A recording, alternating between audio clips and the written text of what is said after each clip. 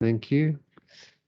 So this afternoon we're kicking off with another panel discussion, and I would like to call up the panelists to come and sit in the front. Lebo, if you could come to the front. Johan, if you could take a seat in the front. So the purpose of this session is to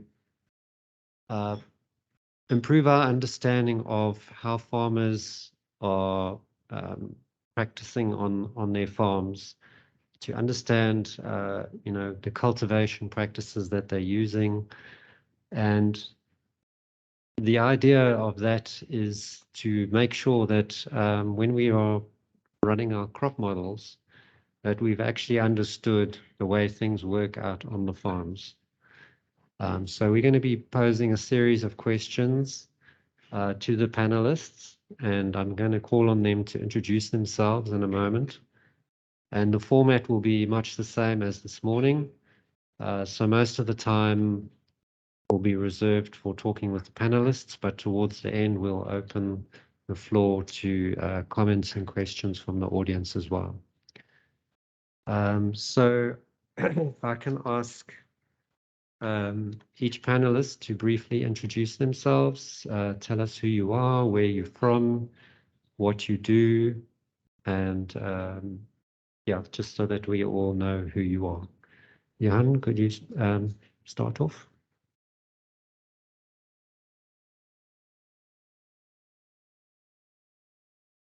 Hello, I'm Johan Malherbe. I'm an agrimeteorologist. I work for the Agricultural Research Council here in Pretoria.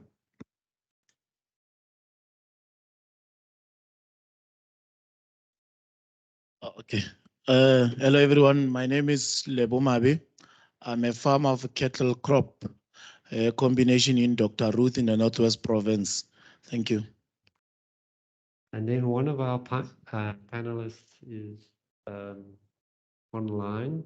So I'd like to call on Dr. Mwedi, if you can please introduce yourself to us.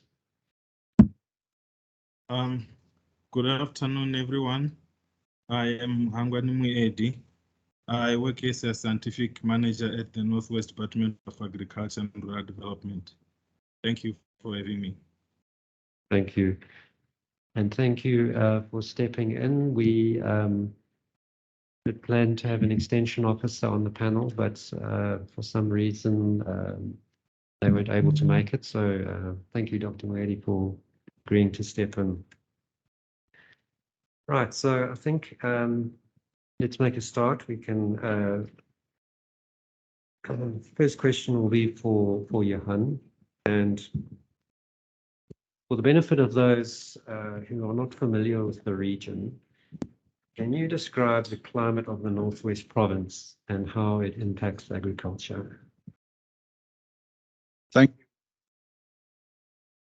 you, Chair.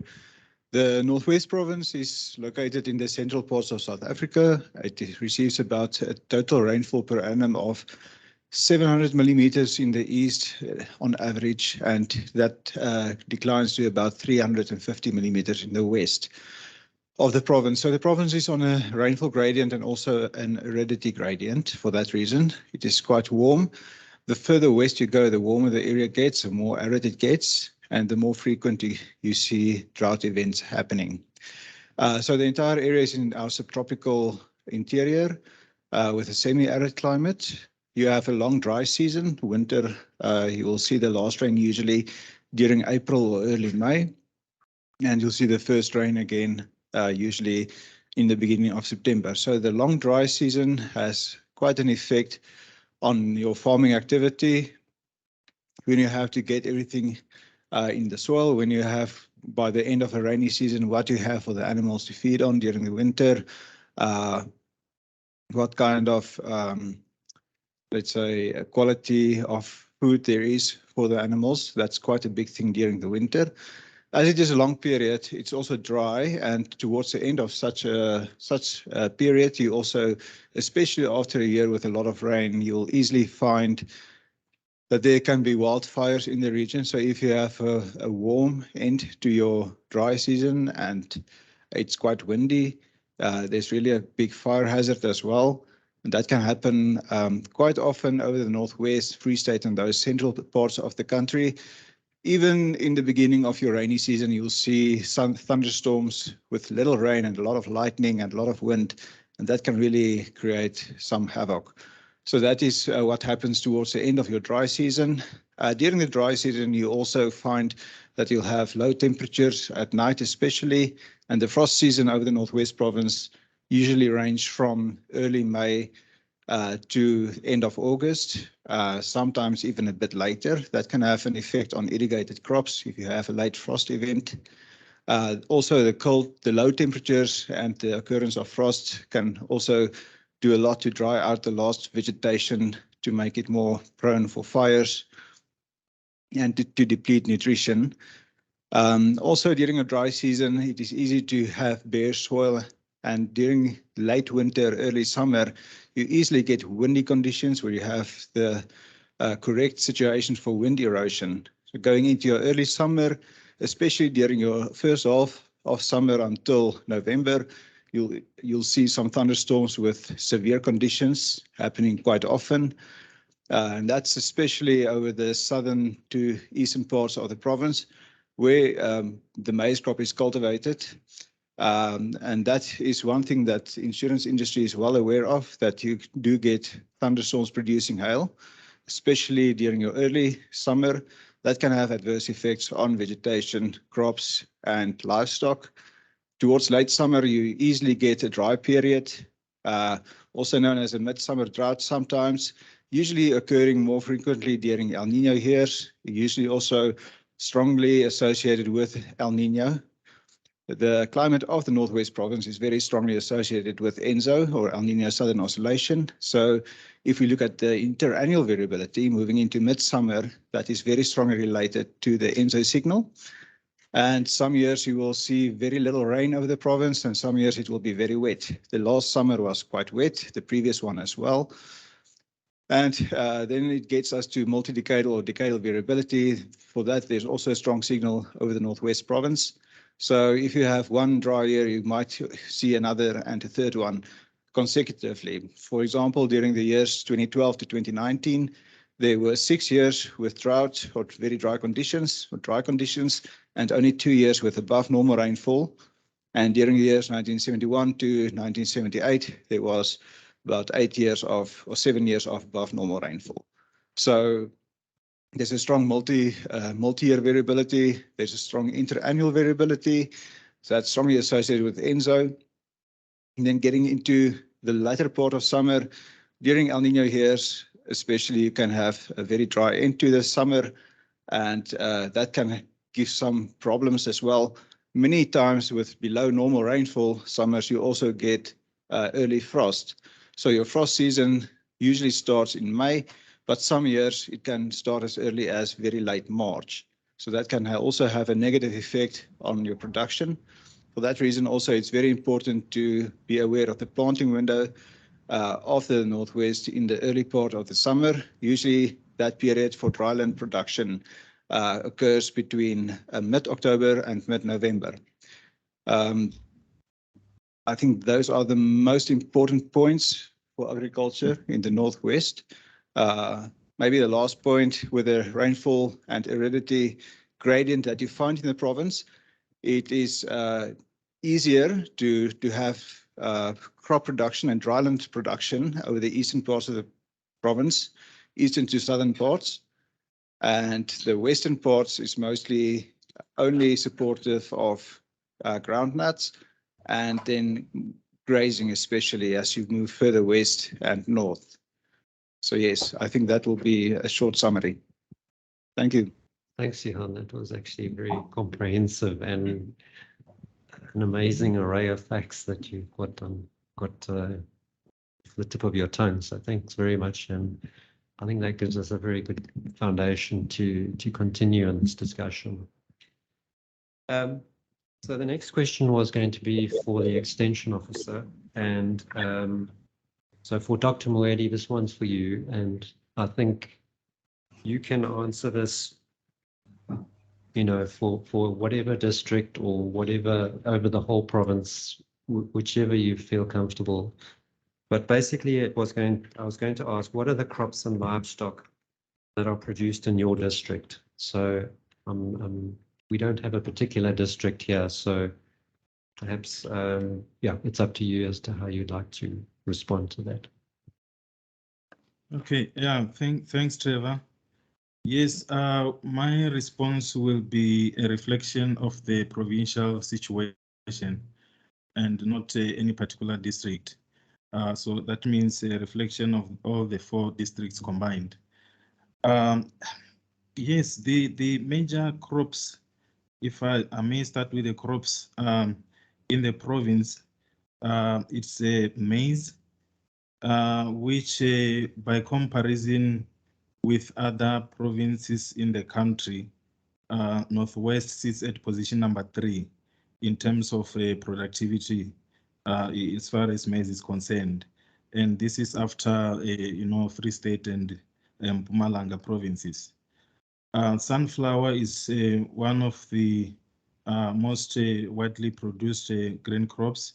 And in terms, again, of comparison, in terms of national, Northwest comes second after Free State province. Groundnuts is another a crop where the province is actually the leading producer of groundnuts in the country.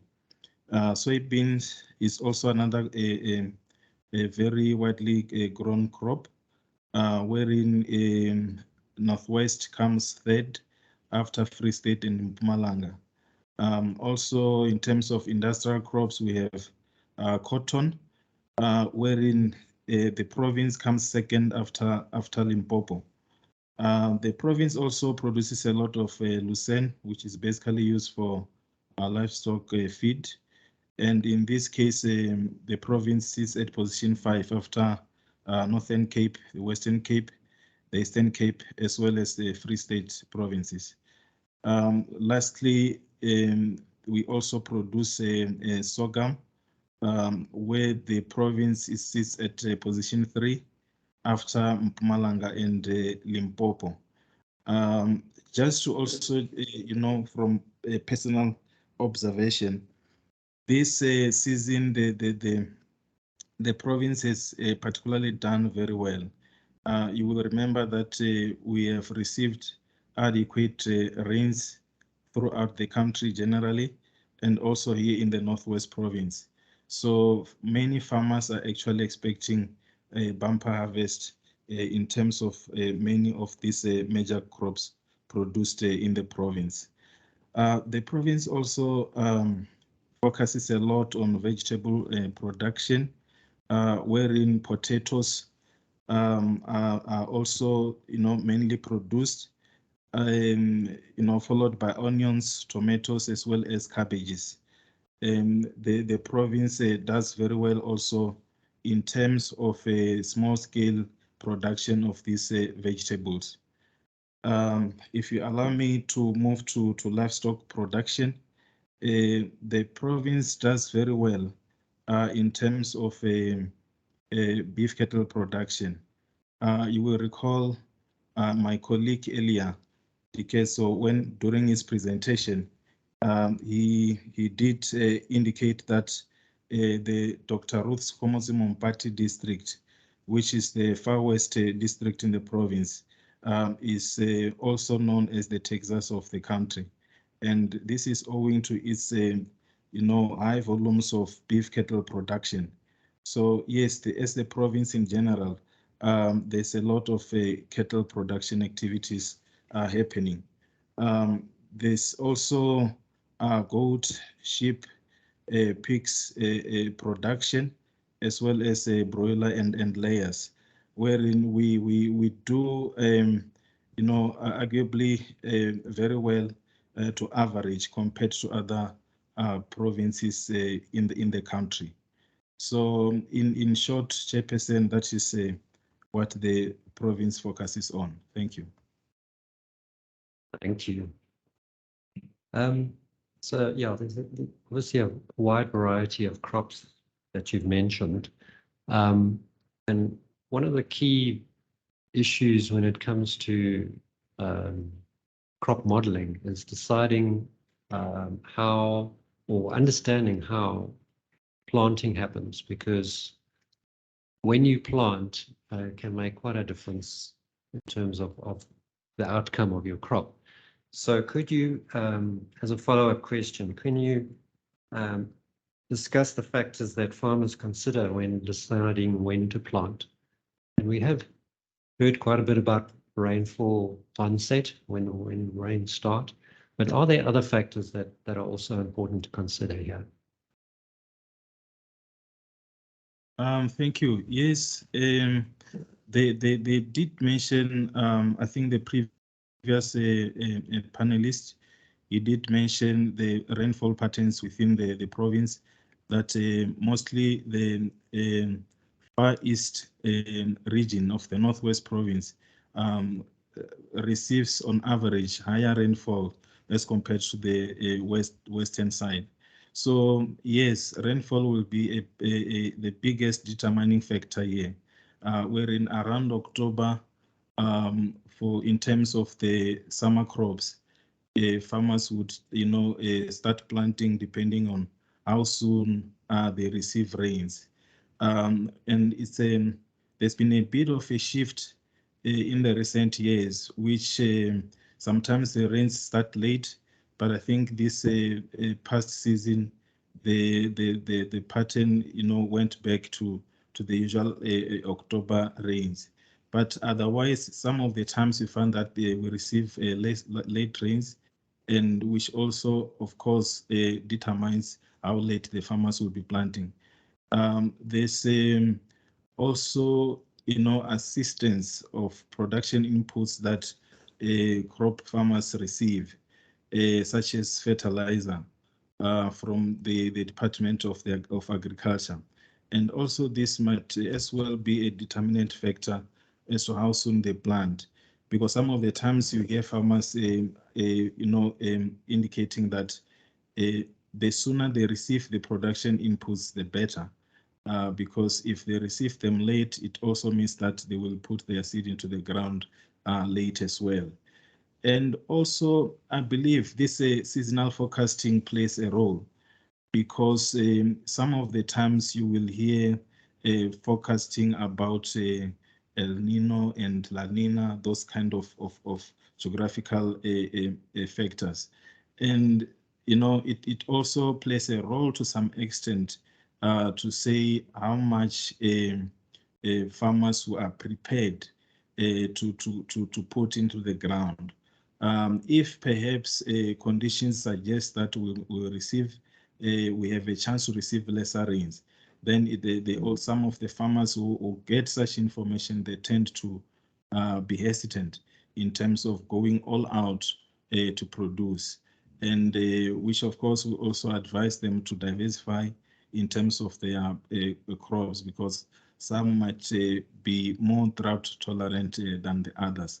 So yes, basically the weather conditions or the rains and other agricultural inputs would play a role in determining how soon the farmers will be planting their crops. Thank you. Thank you. So yeah, that gives us quite a good idea. The next question is for Lebo, and so the question is, in your district, which is on the western side, I believe, do farmers have irrigation systems in your district? And if so, what water sources do they have? For example, is it groundwater? And how reliable are those water sources? Thank you. In our region, Dr. Ruth Mompati, yes, there are farmers that are having the irrigation system. There is a pivot system under the Tawing irrigation scheme, which is sourcing the water from the Vallards water scheme. There are other farmers who are having their own floppy irrigations in their farms that they are sourcing water from bowls. Those are the mainly two sources of water. And the third one is the farmers are abstracting water from the Val Dam in the Lekwatemane municipality. So those are the farmers. The challenges or the issues that might be there is we might have had more farmers who are having irrigation system. One of the first challenges, the backlog of water rights from the water affairs department from the country. It takes a very long time to get the certification of water rights from the department. The second challenge that is sitting there is high input cost. The pricing that Valhards is giving to the farmers in the irrigation scheme is very high. High input cost of electricity, the electricity become very expensive. So even if with farmers that they've got irrigations, there are those in the area of Kagisano Molopo, in the Lona area, where they are planting potatoes and onions in their farms. So the pivots that they are having, they are unable to go on a full capacity because of the water rights limitations. And the only source for water is the bowls that are supplying waters for that irrigation system. And so there is, if you had to guess off the top of your head, what percentage of farmers would you say have access to irrigation? If you had to guess, would it be 10%? Would it be I think for the entire district, it will be around 5%. 5%? Yes, because there's certain areas that they've got these irrigations. It's Lekwatemane in your Christiana that they're extracting water from the Valdem. It's on the Taung that they're getting the water from the Valhards irrigation water system. It's in your Kagisano Molopo in the Lona area where they're getting water from the bowls. It's in your Tosca that they also getting the water from the bowls. And it's within these areas, there's not many farmers. It's like you find that in a particular area, there's less than 10 farmers that they've got that water rights use. Thank you.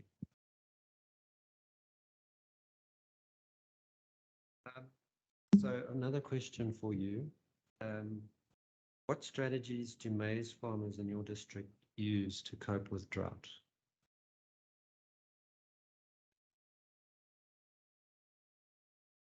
It's very difficult. The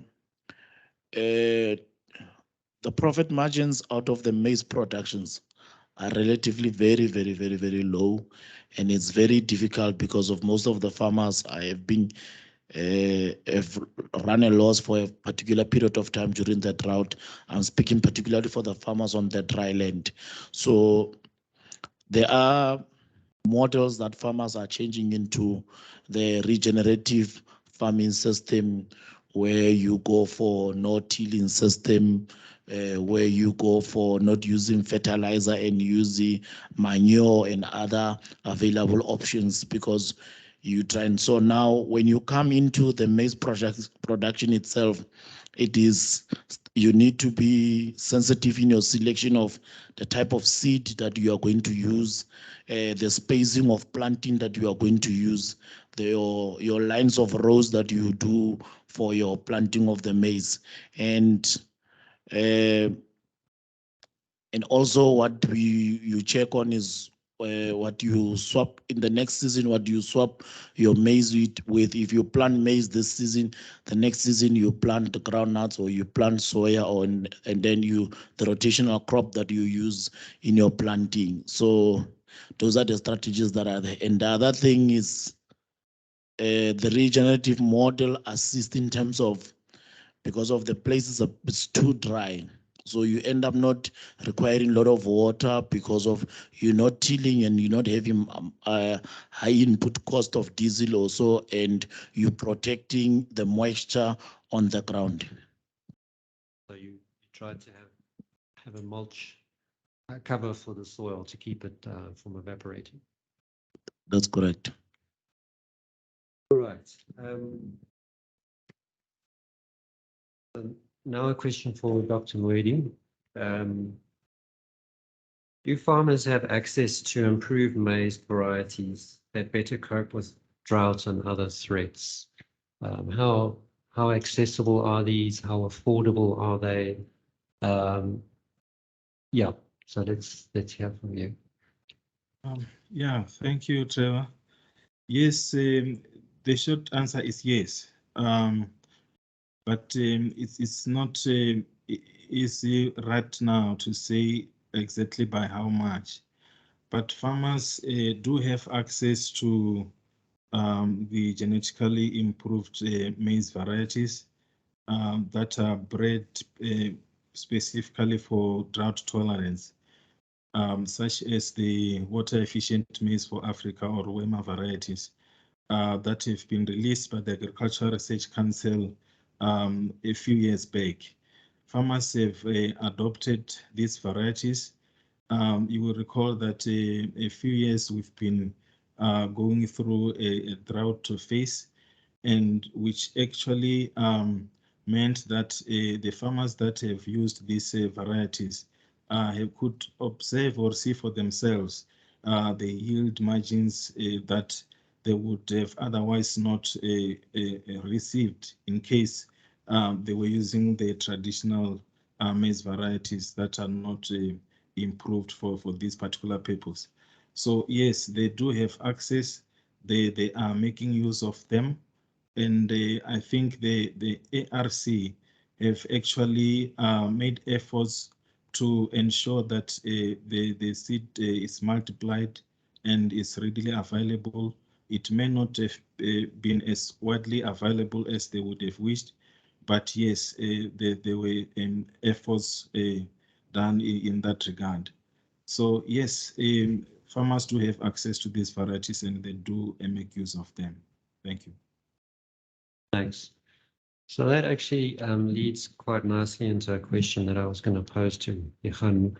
In terms of the ARC, the Agricultural Research Council, how active are they in the province in researching maize, and what is the focus of that research, and are there findings about the expected impact of climate change or recommendations for adaptation? And also the sort of maize breeding side would also, from that other question, would be interesting to hear your perspective. Thank you, Chair. Yes, I know about 2 institutes at least that are active in the Northwest Province. The one is the Soil, Climate and Water Institute, and the other one is the Grain Crop Institute. They are located in Potchefstroom. They focused on planting date sensitivity of maize crops. They do have projects with commercial and smallholder farmers. A lot of the projects that they do are focused on herbicides, pesticides, and resistance towards that. Then also certain grain crops and resistance to, like from maize to certain nematodes, nematode resistance to pesticides. So there's a lot of focus on that. Then there's conservation agriculture as well, that look at less disturbance of the soils during production periods, and also water conservation, such as minimizing evaporation. So there are those kind of trials that they also do. They focus a bit more on the Free State, and I think then also southern parts of Northwest. So I think those are the main projects that look at the, let's say, farming aspects. Then obviously there is the different cultivar trials also, and also in those trials they look at best planting dates for specific areas, and fertilizer and other management methodologies around the production of those specific cultivars. Then from the other angle, if you look at the climate impact angle, there are also some studies that the ARC have done focusing on the effect of climate variability and climate change on maize production. But this will more generally look at the generic maize cultivar. and then look at the change in the climate regime going forward into the 21st century and how that impacts your productivity based on certain management strategies, such as the planting date or the planting window that is available.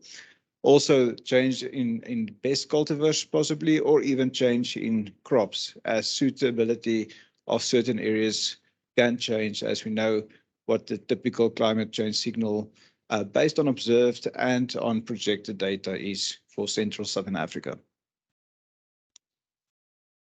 So I think we are drawing near to the end of this session, and I would have liked to ask some more questions to the panel, but I also feel that I need to give the opportunity to the audience and also the online participants if they would like to ask questions or make some comments. I'd like to open the floor to you as well.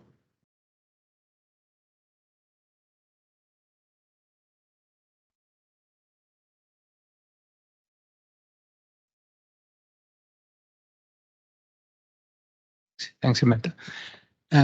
Many thanks, Johan and Lebogang. This was really good to listen to your experiences, and I have two questions that I think are related. Johan, I would like to know, in your experience, are the impacts in the Northwest Province linear in terms of, say, rainfall anomalies? Or are there some events that just have a non-linear impact in terms of how the crops are affected? I'm also thinking if you can comment specifically on the 2015-16 drought. And to Lebogang, thanks so much for joining us. I'd like to know how the farmers managed to survive that big drought that ended with the 2015-16 El Nino. Because my understanding is that there were 4 years of consecutive drought in Limpopo. So how did the farmers manage to keep going and economically survive such a long duration drought?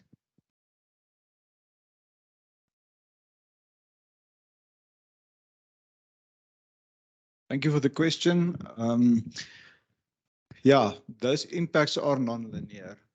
If you compare rainfall to production, there is a certain critical point where rainfall really just gets not enough for what you need. And usually when you have a drier year, you also have the problem of erratic rainfall. So during your drier years, you will also see that the rainfall is more concentrated in certain areas. And then during a drier year, and especially the 2014-15 and 2015-16 summers, you will find that you get 2 or 3 weeks with very high temperatures during the critical period. So not only the rainfall diminishing, that you can see a non-linear change in production, but also because there is a correlation between rainfall and temperature, and that's a negative correlation, you will see these hot conditions also further exacerbating the negative effect of dry conditions. And the 2015-16 summer was a good example. And even the year prior to that was also a good example of that. And that then brings me to the final point why it's not linear. You usually have 1 or 2 or 3 years in a row. And if there was any, let's say, use of water for irrigation or a shallow water table, which can help you during a year and the next year after good rains, that type of buffer also falls away during drought, because usually drought doesn't happen only for 1 year. For example, that 2015-16 followed on numerous other drier years as well. Thank you. Thank you. The drought did affect us, but what in my own operation is I'm more of the cattle farmer than a crop farmer. One of the main reasons why I planned was to have fodder for the dry seasons. And what I do is I'm on a 30-year lease farm, and I bought the other 3 farms that are closer to the area. So during the after harvesting, we put all the animals on the lands. and then we just have an extra cost of getting water to the land. And during the drought season, we're always keeping enough fodder so that we don't overgraze our own camps. And the other thing is the issue of being strict in terms of using an activity-based costing model, the LSU, how much profit is it making, and the profitability to that one. And during the drought, one of the things that hit us most was the conception rate. Our conception rate dropped from 90% to 67%. And on the following year was at around 75%. So, and there was 1 year that we planted crops and it did not work, so we just had to take the knock and just use that as feed for our fodder for the next coming season. So what is more, because of we are dry land crop production, we concentrate more on planting crops that does not have more input cost. You use like groundnuts, that you don't have to buy fertilizer, and you only plant maize when you got a very good season after the groundnuts, or else we opt for soya beans that we produce. If we are late, like in the year 2017, 2018, we end up not planting in that one, but now plant your grass into the lands so that you able to keep the animals in those lands, but remove them from your normal camps so that we avoid overgrazing. One of the things that also hit us in the last season was we had a lot of veld fires. But what also comes out of veld fires is that after the drought, the protein content from the grass that after the first rain was not good enough. We still had to supplement more on the phosphate and the other one. So it's just the issue of how do you balance in terms of cost on you end up not spending more for the animals. Thank you.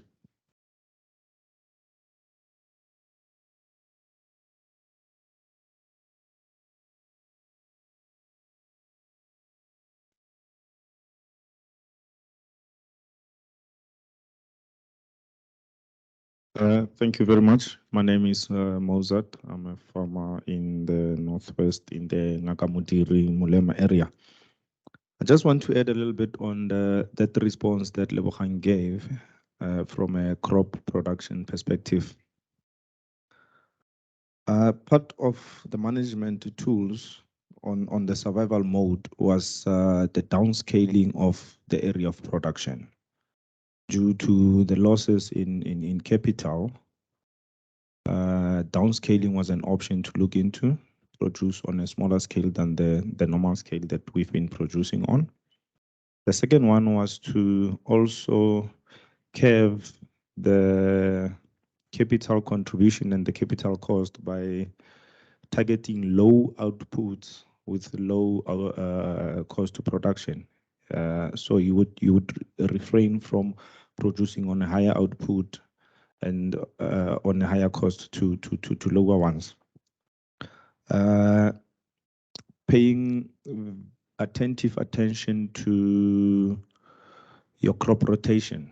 We would use your beans and crops that would invest nitrogen on the soil so that your next crop, which is maize, costs you less in terms of your fertilizer applications.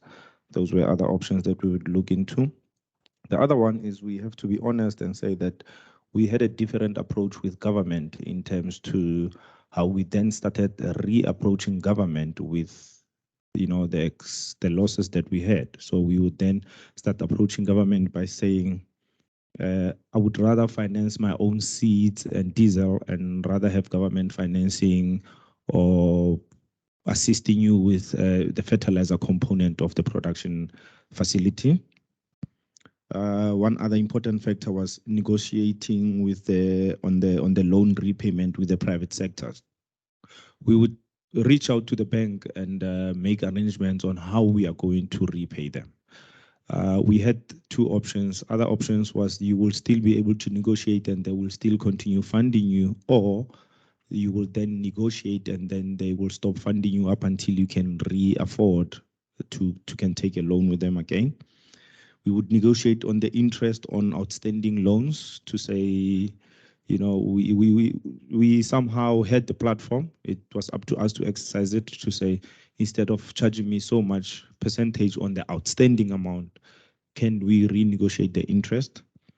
And then we also negotiated on settlement discounts to say, you know, on year 2, I still owe you R1 million and I've got 700,000 rand. So we would approach the bank and say, I want to negotiate for a settlement discount and settle off my account. And then, and those were other options that we had. Thank you very much.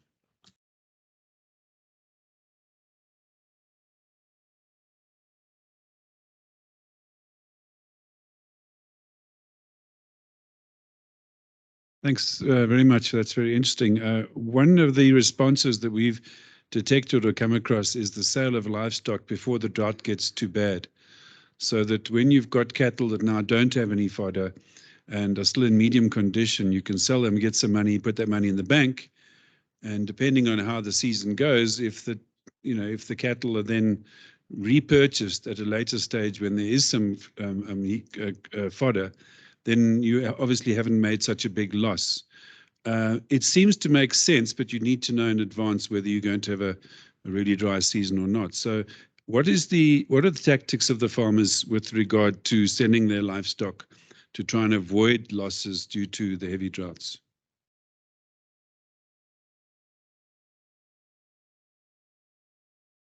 Yes, thank you. I think with the model that we use in activity-based costing, you will rather manage a small number of livestock than the large number to try and maintain the cost. So as you clearly alluded, we target the production auctions so that you reduce your capacity. Looking at, because the issue of the drought in our area, it normally even happens because of even if it's not a drought yearly, but you get like the high temperature and you end up not having the enough grass for the entire season. So what you do is you keep a minimal stock, you sell your produce, you only keep the productive stock for the entire period to carry you through. And then you look at how much fodder do you have, because what normally happens is that immediately when we are closer to drought, even if you want to try and buy fodder from other farmers, it's too expensive. So it's a necessary cost. So you reduce it to a smaller number that you are able to manage it up until you get to the next season.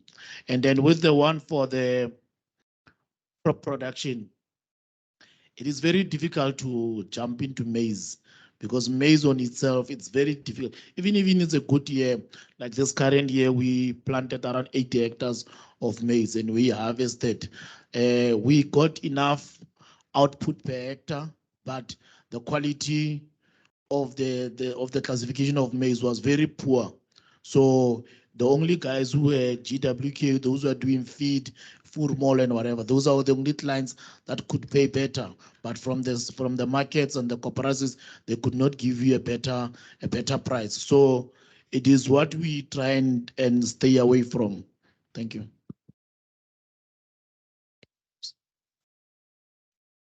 Thank you for the opportunity. The way you are explaining, it seems like there are any conflict with regards to the livestock keepers and the farmers in competing for resources during the drought season. Is that so? But secondly, are there insurance companies to cover the cost in case of climate has affected production? Can you repeat the first question? Are there any conflict between the livestock keepers and the farmers in fighting for the resources during drought season in South Africa? We've not yet realized that much, but one of the reasons why you, if I got your question correctly, it is that the reason why you plant is for you to have enough fodder that we use for even if you want to feed your own stock going forward, even in normal years. And then with the issues of the insurances, it becomes very expensive to take out a policy on a dry year. And insurances, they like in the situation of the past previous season, they will need you to do things in their way, which is more expensive, or else they will not cover all aspects that you are having. Like in the wet years, they will not cover for a certain hail if you don't plant from a certain period of time, because they will want you to plant between October and November, and between October and November you've not yet got rain, so you will not be covered.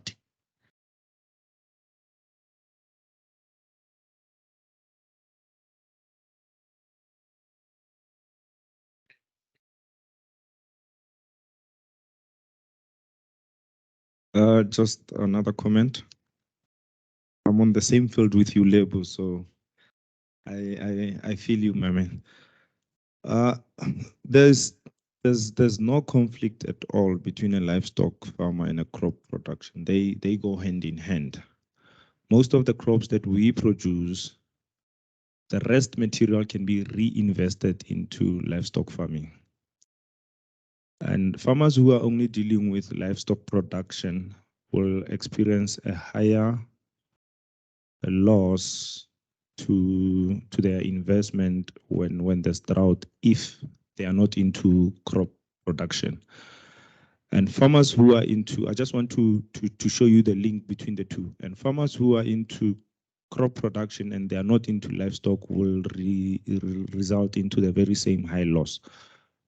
But farmers who are into mixed farming have got a better option when we result into drought. Depending on your financial status, if a farmer who's into livestock production sells most of his livestock to cover the loss against the drought, then a farmer who's doing both will normally buy livestock. And in many cases, they would buy at a very reasonable price as compared to when the season is an average or a good season. And then they will use their drought, their crops that have now been affected by drought, to turn into a feeding scheme for the livestock, and they will have a much better chance to still maintain production in a drought season. So that's how they link up. So a farmer who's actually doing both is in a much better position to can manage than a farmer who's doing just one of the two. The issue of insurance, the first question was the 2015-2016 El Nino and the management to survive the drought.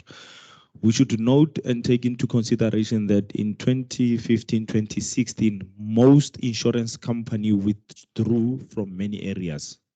So that we should also take into considerations that there are areas that are not insurable at all.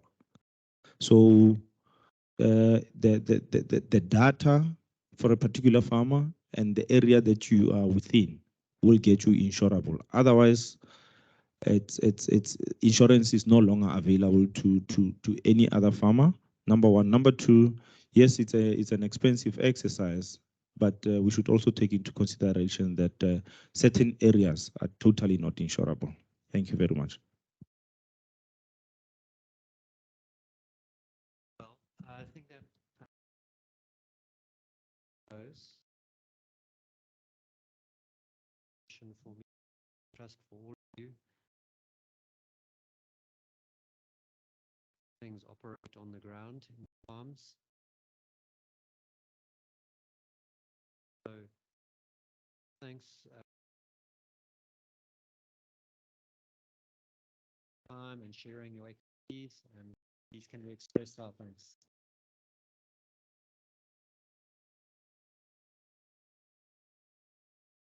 Is going to direct.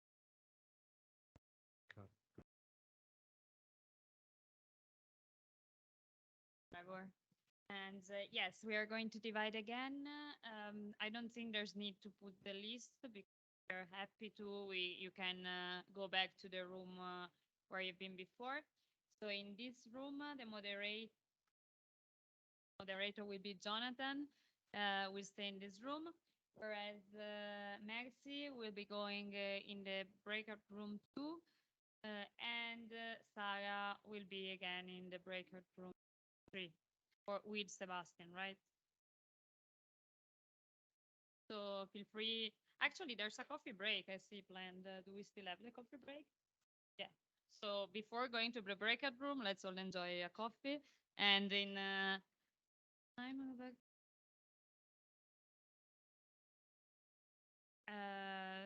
So yeah, at 3:30 we can reconvene each one directly to his breakout room. Thank you.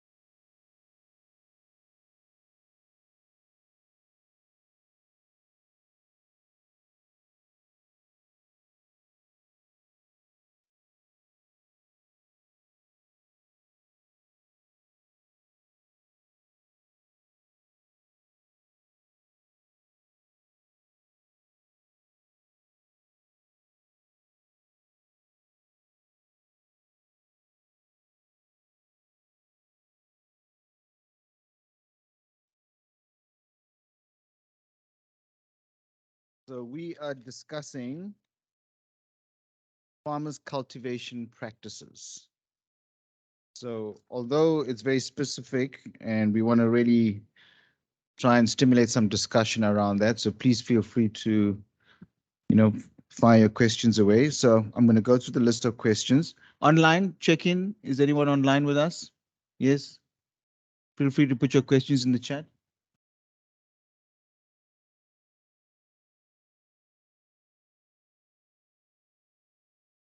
Yes.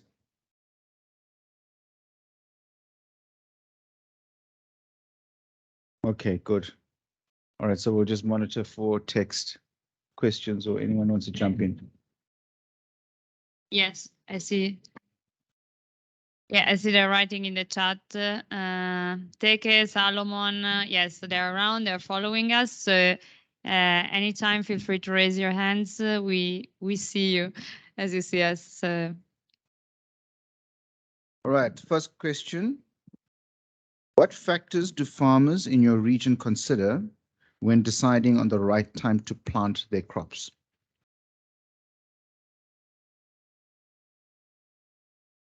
What factors do farmers in your region consider when deciding on the right time to plant their crops?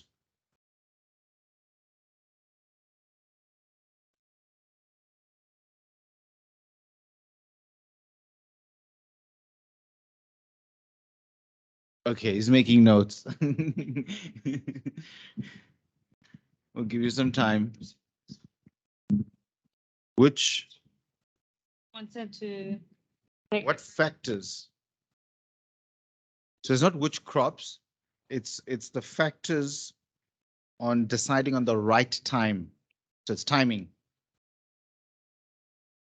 Is it the moon? Is it the mood? Is it the mood? Does it feel like the right time? Do you? Yes, sir. You want to start? Yes, thank you.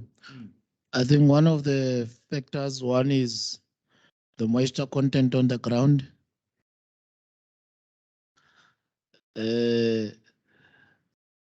The second one is availability of inputs. Okay, I'm not a farmer, so if you can unpack that a little bit for me. Inputs meaning seed, fertilizers, and herbicides.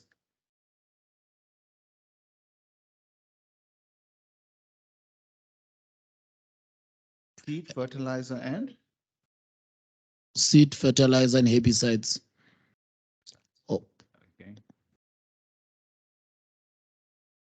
And availability of resources of your tractors, your machines.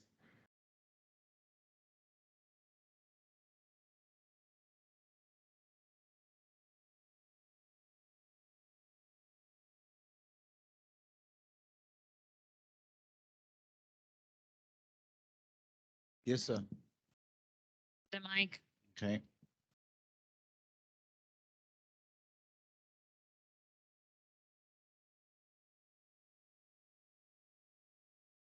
All right. Thank you, Jonathan. Okay, now we're talking as to when to plant, when to start planting. I think first and foremost, the type of crop that you need to plant. Different crops, different times to plant. That's the first and foremost factor that you look into. What am I planting? Number two, the capital resources, all your inputs has to be in place by then, which I want to elaborate and say that is part of plenary. So I want to make everyone aware that by then all the inputs should be in place already, because that makes part of your plans as to what and when and all your needs. So by then you already have your inputs. And the most important factor is your soil moisture. If the moisture is right, then you can start planting. Because I want to believe that as a farmer, before planting, you would have done your primary cultivation already. You would have ordered all your inputs already. Everything is in place. So the main biggest factor will be your soil moisture. If the soil moisture is correct, then you can execute. But should you not have the right soil moisture, then you cannot start planting. So you measure that soil moisture, you get someone to come out, and was it something that There's more than one way of doing it. There's a traditional way of doing it, and there's a technical way of doing it. So yes, you can get someone to come and do it for you. There are agronomists that you can reach out to. There's tools that you can purchase for yourself and measure the soil moisture, and there's a traditional way of testing the soil moisture and experiential experience as well. When the moisture is really right, you can do it per experience. Taking notes of the rainfall measures. I always say I only plant after 40 millimeters of rain once I've cultivated my soil. So if my soil is well cultivated and I've got 40 millimeters of rain, personally, I can start plantings. But different farmers, different approaches. But soil moisture is the key factor. If the moisture is right, we plant. If the moisture is not right, we hold back. So you get a place, you're at a point where you say, it feels right now, I'm doing this. Right. That's cool. Yeah, the moisture is right, then we move in. I think that's very good feedback. I think we understanding it's a very complex set of parameters that come together there when you say this is the right time to plant rather. Just Jonathan. Sure. Remember, we've got a planting season as well.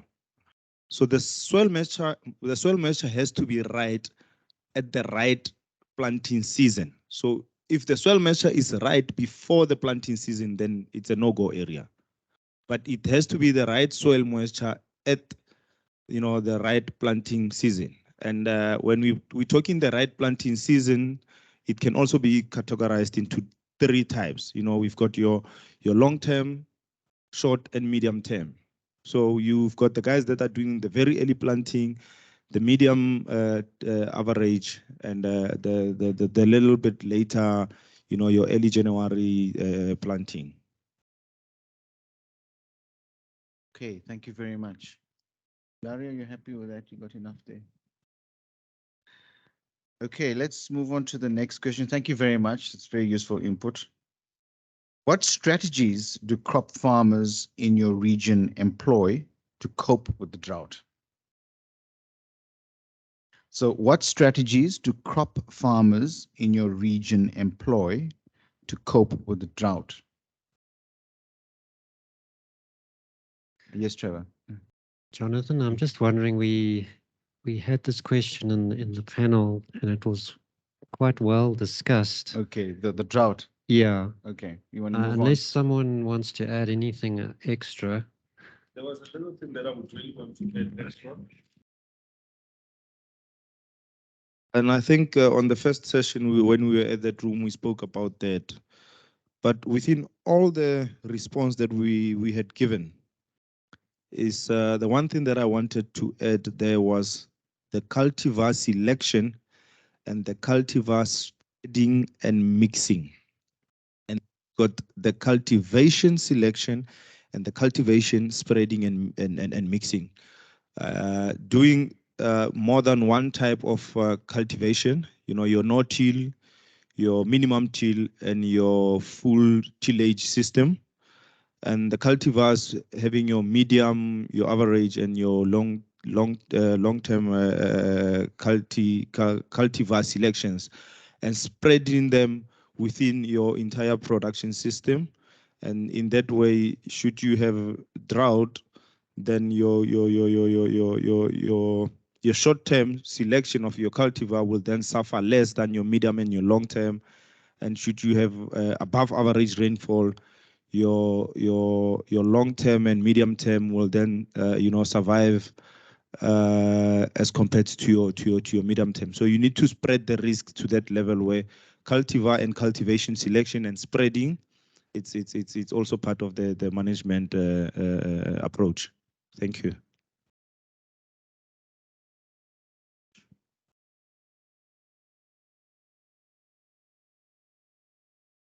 I think the next question also, you've covered that a little bit, touched on it, but I'll go ahead with this. To what extent can plant breeding, variety improvement offset the negative impacts of climate change?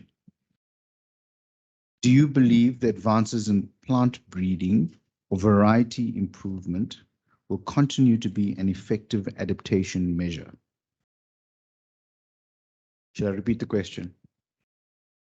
To what extent can plant breeding, variety improvement offset the negative impacts of climate change?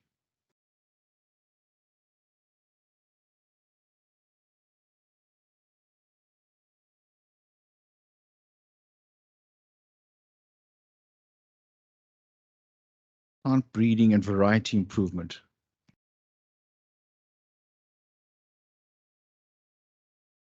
Maybe I can just give a bit of context to that question, because that was one that I put in. If you look at sort of yields, maize yields I'm talking about for South Africa, they go through ups and downs, but over time they're actually going up. If you look at the trend, the yields are going up over time, and that's been attributed to these improved varieties. Now, what my question was is all this work looking at climate change impacts and all this models and all that, is all of that really necessary if this technology, if this plant breeding can continue this upward trend, or do you think that's got limitations and eventually it's not going to be able to cope with the changes in climate that's coming? Thanks, Trevor. I think we've lost our other farmer. Thank you, Trevor.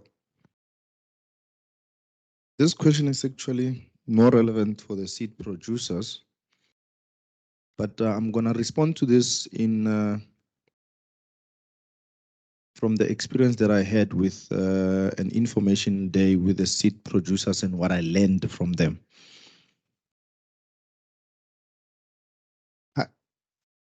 Plant breeding is very key, and we've got some breeds that are mainly heat resistant. And in many cases, when we've got high heat temperatures, that's when the plants suffer the most. But we do have, hybrid developments that can, or stand the high temperatures. Number two, plant seed producers and breeding also deals with production.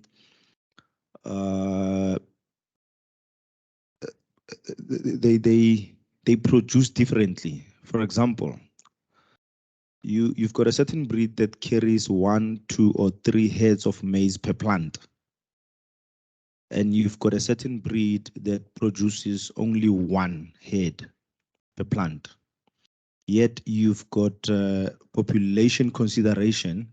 So meaning that if you are planting a breed that produces maybe 3 heads, then your population has to be, less. And if you are producing a breed that carries, 1 head, then your population is more. So it's just a deciding factor for a farmer as to which breed am I going to consider. And we've got conventional seeds that have now been developed into hybrids that can actually deal with many climate conditions than in the past. If I had to just probe that question a little bit, and Trevor, you can help me along here. Is that maybe like a trust Like, do you think this technological advancement is something that we can invest trust in as a farmer, and this modeling and climate modeling story that we're putting a lot of effort in may not be necessary, in your decision-making process? Trevor, is that the right sentiment there? Yeah, it's something that's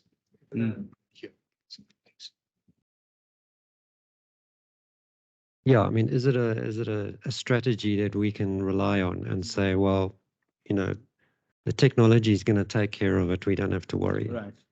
Okay. Substantial. The ARC would actually be more relevant because they do the testing of all these types of breedings and everything, and they've got records and substantial information that they've related as to on many seed developments. And at the end of the day, they've got more than enough information as to also identify as to which breeds can we withhold what type of climate conditions and so on and so forth. We have one online participant. Online. Yes. Okay. Thank you, Mazad.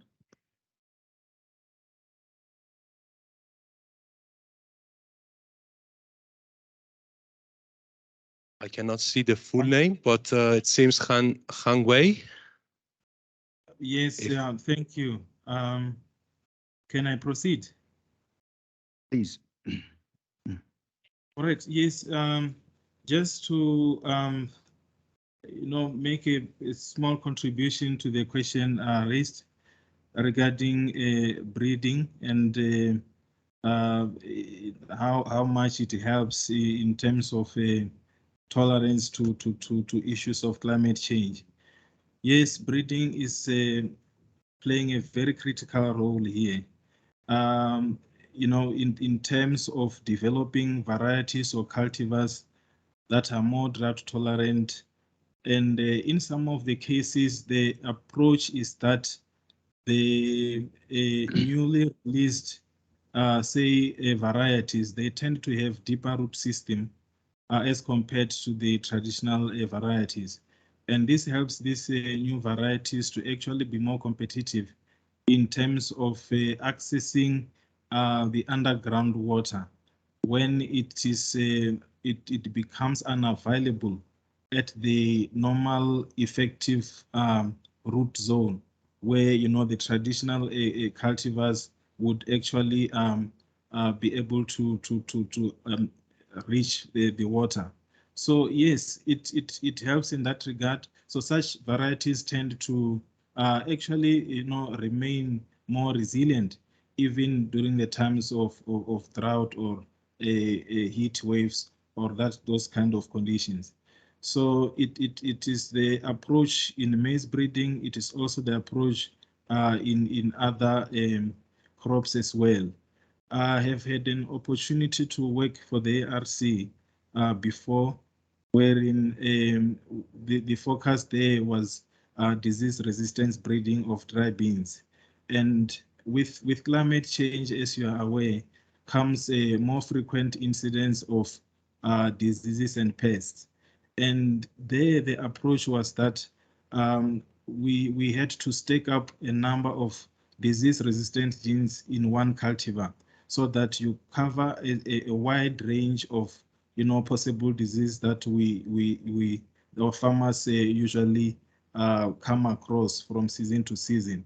So that basically offers protection on your cultivars against what climate change might actually bring about in terms of more disease incidents and even pests for that matter. So breeding, yes, it's actually making a very critical contribution here. There was even a study done to assess the economic impact of breeding, wherein the conclusion reached there indicated that over the years of breeding within the ARC, the cultivars have actually contributed significantly economically in the pocket of the farmer due to this high performance of the new cultivars that are developed and that are genetically improved. So as to whether, we can sit back and say breeding will do everything, I doubt if that is actually the case, because I think there will be a point where we can't really just go beyond what breeding is able to do, because for every breeding program that you do, there is just a margin, that you will be able to achieve, and you will go through a number of selections to actually get to the best variety or cultivar. So yeah, I think it will have to be integrated with a number of farming approaches, such as the greenhouse farming or vertical farming, or other approaches to just make sure that production is maximized even in terms of drought. Thank you. Thank you very much. Hangwani, is it? That's you. Nice full answer. Okay, let's move along to the next question. How are we doing for time? We okay? We can go on a bit. Yeah. What challenges to livestock production? What are the challenges to livestock production in a changing climate? Are some challenges greater than others?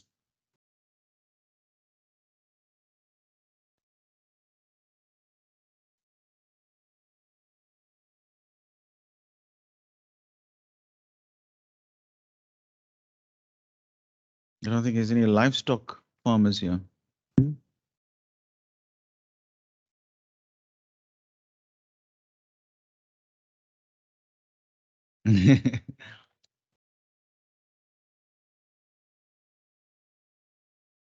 Yeah, we'll move on.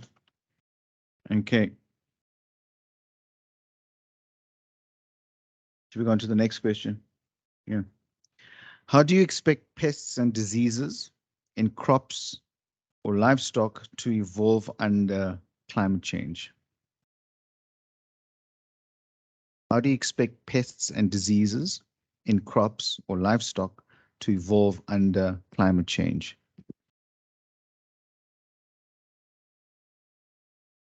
If someone else was not a farmer, since we have at the moment just one, if someone else has contributions from the experience in the interaction with the essential workers of farmers in your country, you can also bring it up.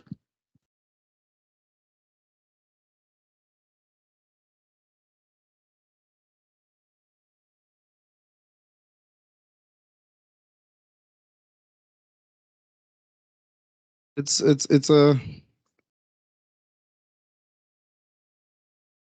my personal experience is that I have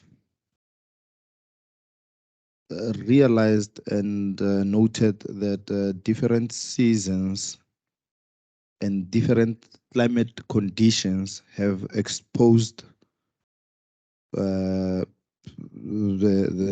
farming industry to both pests and diseases in a different manner. You cannot have a format that you approach your herbicide and pesticide application. Season to season will then differ, depending on whatever climate or condition we are experiencing. You will be affected as per the condition, and you will have to respond as per the condition. And it will have a high impact on the cost of herbicide and pesticide application. As to at certain seasons you apply more, at certain seasons you apply less, and like you say, it's the climate that will actually tell as to how you react to pest control and disease control.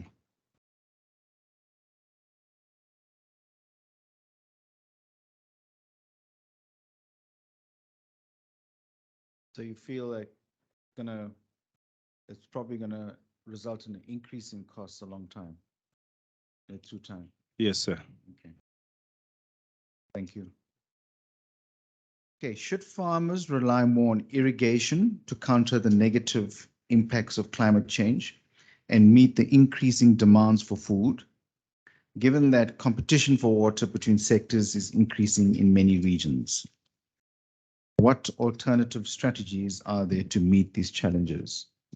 I think that's one for everyone. Yes, exactly. This is for everyone, really. Maybe. And if I may, I saw that Huang Wei raised his hand, but the hand is not there anymore. Do you want to add any comment for the previous question, please? Hangwani? Yes, please. Thank you. To that question of whether pests and diseases would evolve with climate change, I think the answer should be yes. We have experienced in South Africa in the recent summer season frequent outbreaks of locusts. And as I understand, it's been the case also in some of the other African countries, such as Tanzania and so on. So that is a situation that we might experience even with other insect pests of crops and perhaps even pests of livestock. Yes, even in terms of diseases, I usually think of it as in terms of the COVID-19 pandemic, which most people would be familiar with, to say how frequent we've had different strains coming up every now and again.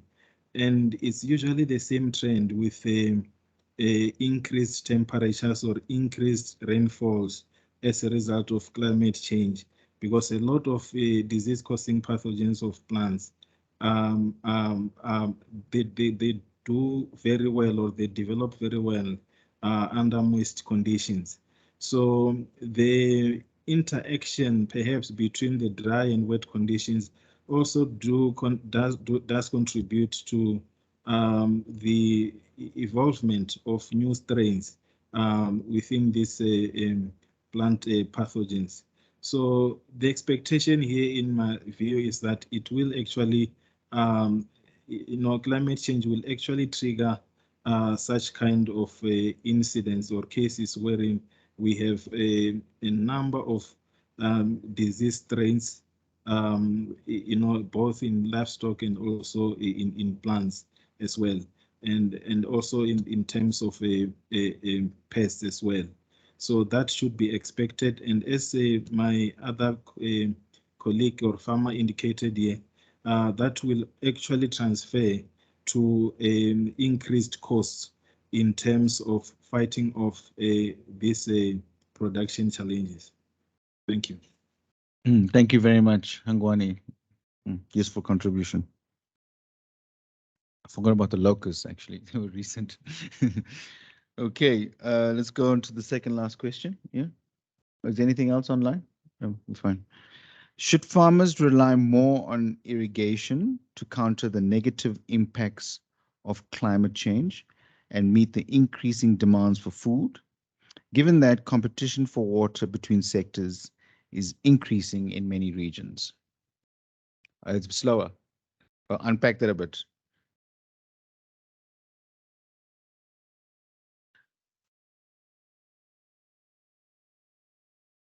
So should farmers rely more on irrigation? Yeah, they got that. You okay? Well, in Mauritius, I'm sorry. Yeah, we have as if mounted a new system for rainwater harvesting. That is, instead of using potable water, we are convincing farmers to collect the rainwater to use for irrigation purposes.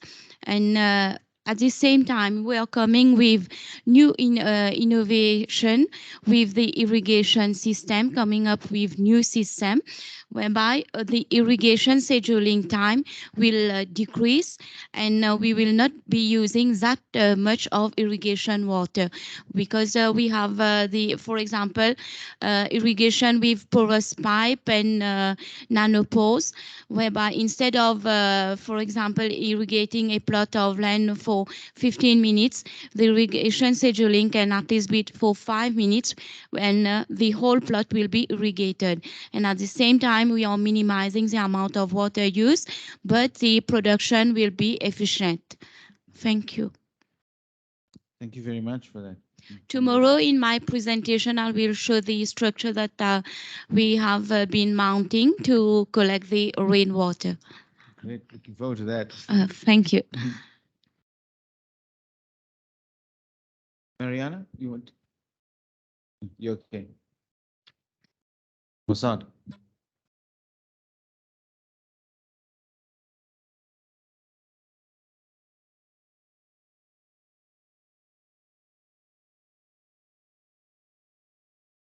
All right, Jonathan, with the high demand of water, the cost of irrigation maintenance, and the climate conditions that affect irrigation, we've came across a discussion as farmers in our area to restructure the method in which we approach irrigation farming, where we do not approach it as a full irrigation system, but we rather approach it as a dry assist type of a system. So what we do is we reduced the population a little bit, and we reduced the cost of production a little bit, and we only irrigate when there's a need to irrigate. So it will also speak to the cost of electricity, of which we know they are very high in this country. It will also speak to the issues of ESCOM, which we know that they've got challenges, and load sheddings and such, and actions from ESCOM are a reality as well. So you need to consider all those factors in approaching irrigation itself as a component of the business or of the farm. So we approaching it as a dry assist system, as in approach of a full irrigation system. That's how we're going about it. We got 5 more minutes. I just want to tease that out. When you say full irrigation system, is that the traditional, or when you say on-demand system, there seems to be a major shift in thinking there. Yes. Yeah. Initially, when I was introduced to irrigation, we were introduced to high density population. We were introduced to high output, production. We were introduced to high cost of production, because you could literally irrigate when there's no rain. That's how I got introduced to irrigation. But through the years, and taking into considerations all other aspects that affects irrigation, electricity, the cost of solar implementation, the availability of water, and so on and so forth, the best way we could come across to approach it was to use irrigation as a dry assist rather than as a full irrigation scheme. All right, thanks for that. Okay, we're coming to the last question. What critical phases of the crop production process are the most sensitive to climate and weather impacts? Which critical phases of the crop production process are the most sensitive to climate and weather impacts?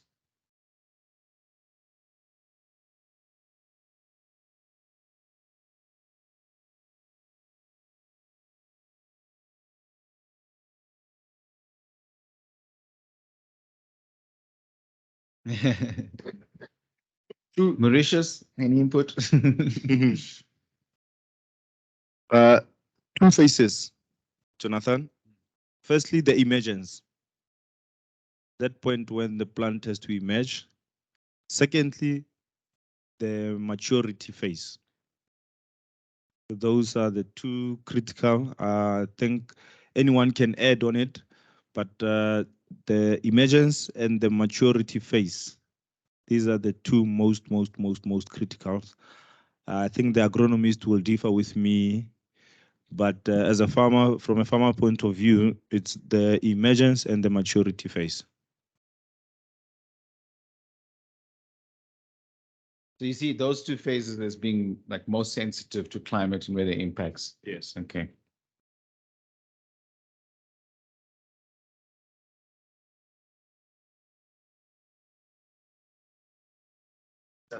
The question online. Angwani, go ahead. Yes, thank you. Just to add to what the previous speaker indicated, yes, it's very correct that when crops emerge, they need adequate water provision. Also, during that flowering stage, because it's a critical stage for the plant because it needs to produce enough, be it grain, be it seed. So water supply or water availability at that stage is very important. If there is critical shortage of water, you might end up with a situation where you lose some of the flowers as they senesce or they fall off the plant. So yeah, if there's enough water provision in that stage, chances are you will have a very good yield in the end. Thank you. Yes. Thank you very much, Angwani. Yes, sir.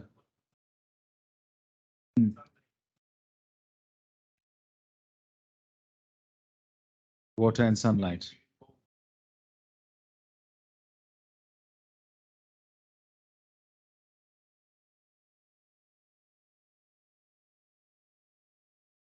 Okay, I think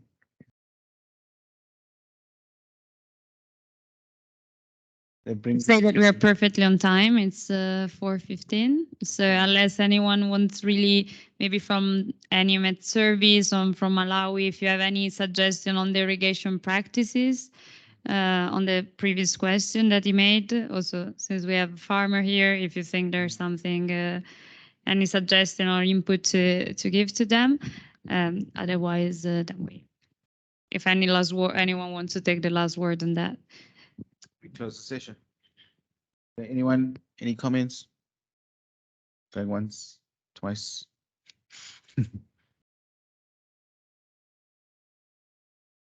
No, we're fine. Thank you very much. Very useful contributions. And we will report back later at the plenary. Thank you, Jonathan.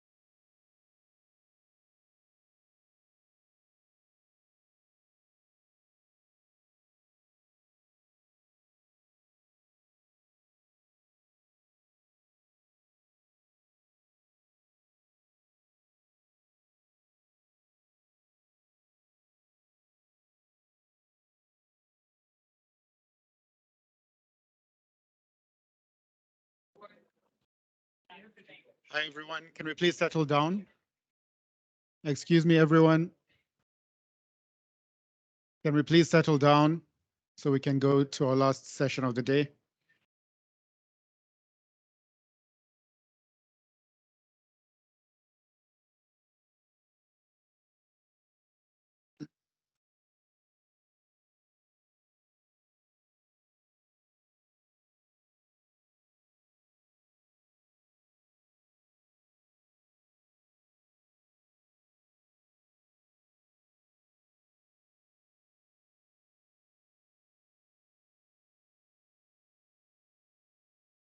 Okay, thank you very much, everyone. We are in our last session of the day. We are about 30 minutes behind schedule, but I want to try and keep this last session short. We are going to have a wrap up and report back from the day's breakout sessions. I'm going to be calling the moderators to come and give a few words. They'll keep it very brief, 5 minutes maximum, which should keep us to the 30 minutes, and they can also open up to those that were in the groups to make any interventions and additions. Okay. All right. We'll start with the first group that we had in the morning, and we're talking about the user requirements.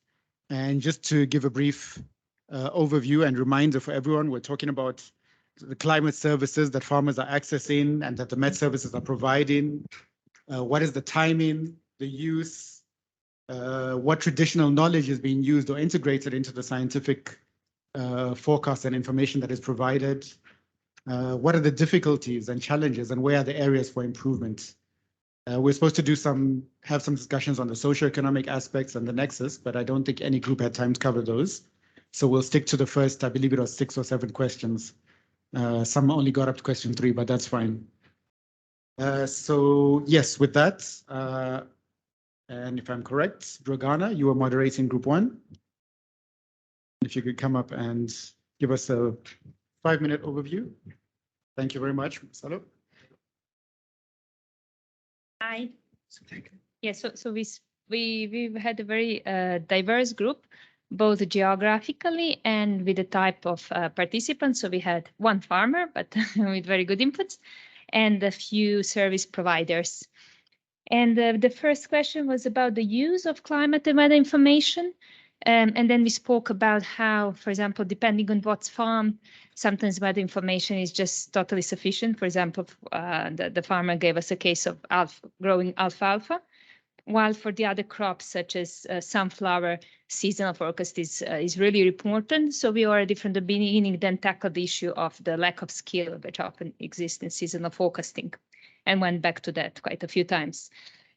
From the provider side, what we heard as a good practice, for example, from Tanzania, is this tendency towards impact-based forecasting.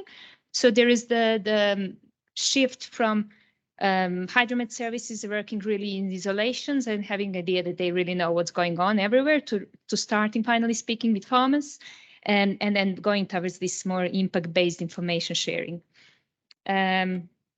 There was also a suggestion that the seasonal forecast needs to be updated throughout the season because sometimes there are developments that totally change in one or 2 months period. And then finally, importance to engage with media who can then further disseminate this information. And then participants from Zimbabwe had Met services. They commented that we still need to continue working on simplifying the climate information, make it more accessible to farmers. We spoke a bit about the local knowledge, and then there was an interesting question for our farmer, how would he grade the scientific knowledge on the scale from 1 to 10? And he said 6. So although he's also familiar with some local knowledge, he also has at least to some level trust in the scientific knowledge. There was a good example again from Zimbabwe about the hybrid forecast model, where they meet before the season and then they try to compare what the conventional science says and what does other type of knowledge say about the coming season. We didn't have still the feedback from there, but I think it's program that is in the pipeline. Then Bruce raised the issue, the question, what constitutes the good climate service practice? And because we are so many people involved in researching, in providing, in using climate services, there is the lack of standards. Good news is that we have one project starting in September about standardizing climate services. Bad news is that it mainly involves, I think, European institutions.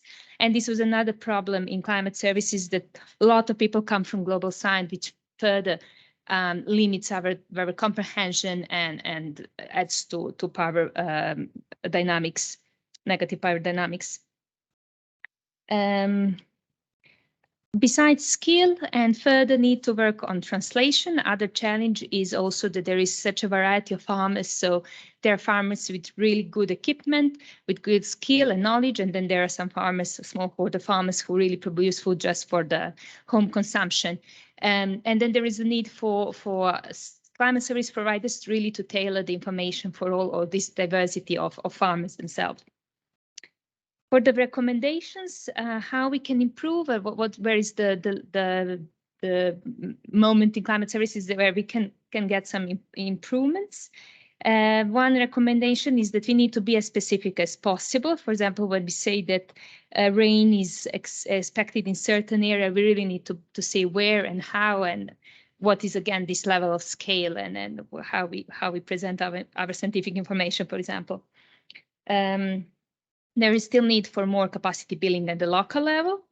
And then there was a recommendation from Meklina that what from Focus Africa and particularly WMO we can do is to share our recommendations from the projects and from meeting like this with the other member states. So we really try to move ahead and not stop repeating the same mistakes. And finally, I would just say and conclude with Rosalia's comment that we shouldn't be totally driven with this momentum of innovation, that sometimes there is a tendency to change things that work well. So we really need to understand what works well, and maybe don't touch if it's not needed, and then understand what doesn't work and then continue working. Thank you.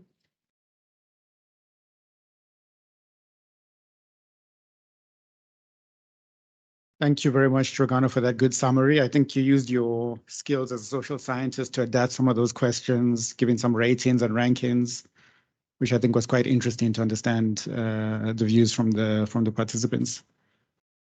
Is there any? I could probably take one intervention from your group if there is anything to add.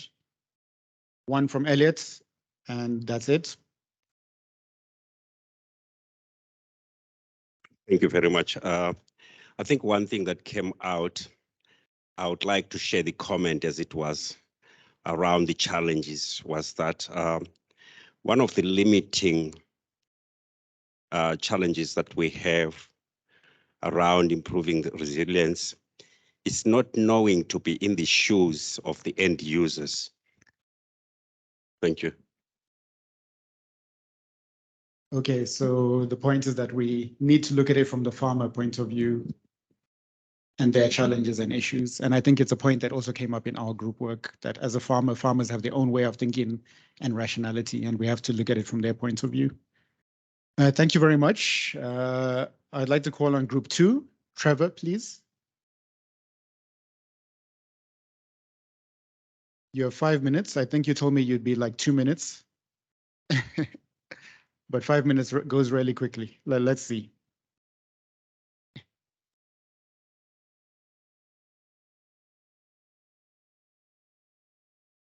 Thanks, Sebastian.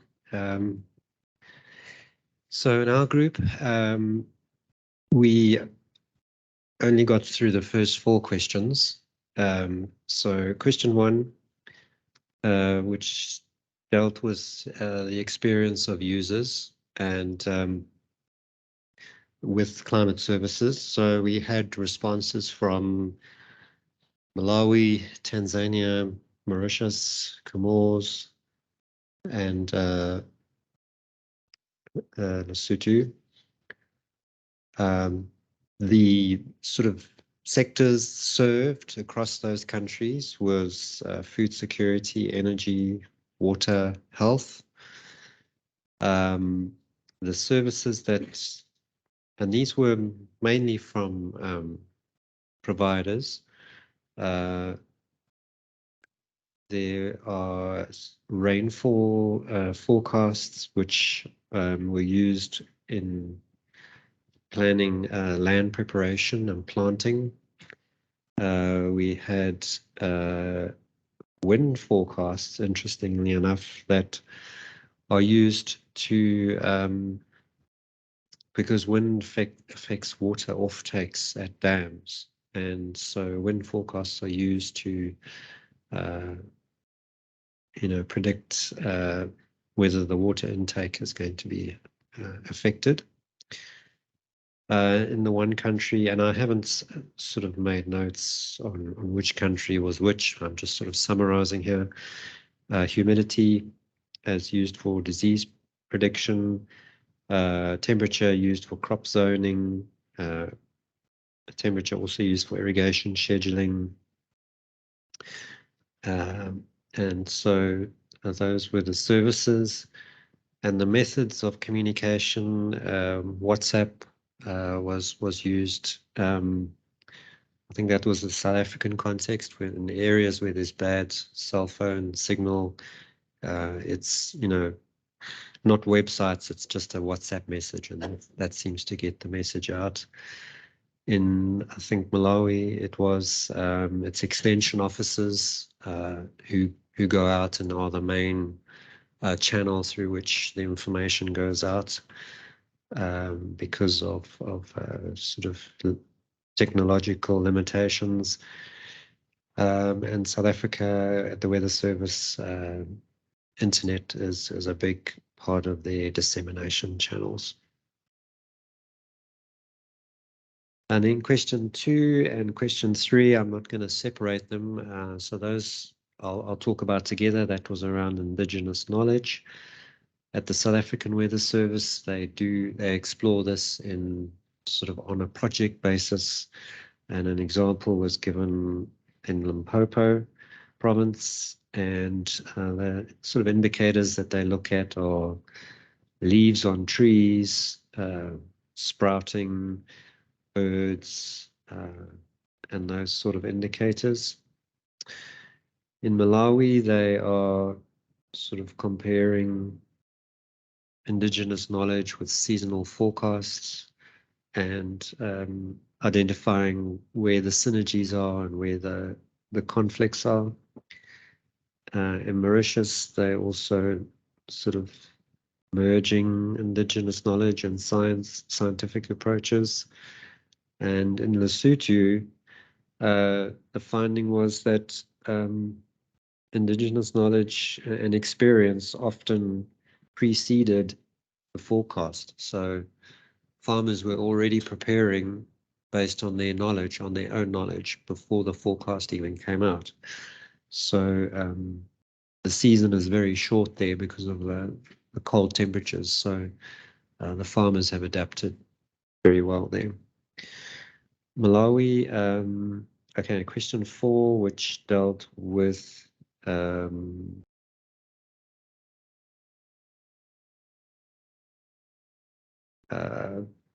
that was, I think, on dissemination again. In Malawi, it's extension officers who go out to the people and take the message. The barriers were that information is not always easy to understand. It comes out as a probabilistic format, so that raises challenges.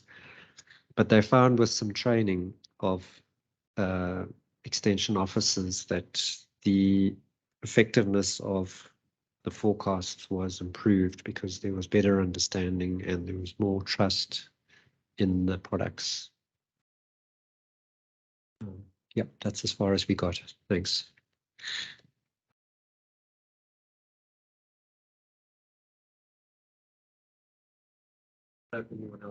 Yeah.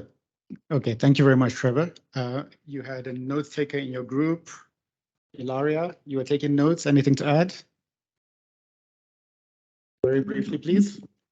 Yeah, no, then well, no, it's just that I found very interesting the comments, but I think you already mentioned on the integration of how they are integrating in Malawi, I think, the climate knowledge with the indigenous knowledge, so that they bring first, they ask first to the farmers what are their expectation, and then afterwards they show the forecast to understand what are the gaps between their expectation and the forecast, and see how to integrate the things. I think that was a very interesting point, so that it also affects the delivery of climate services, how we think of it.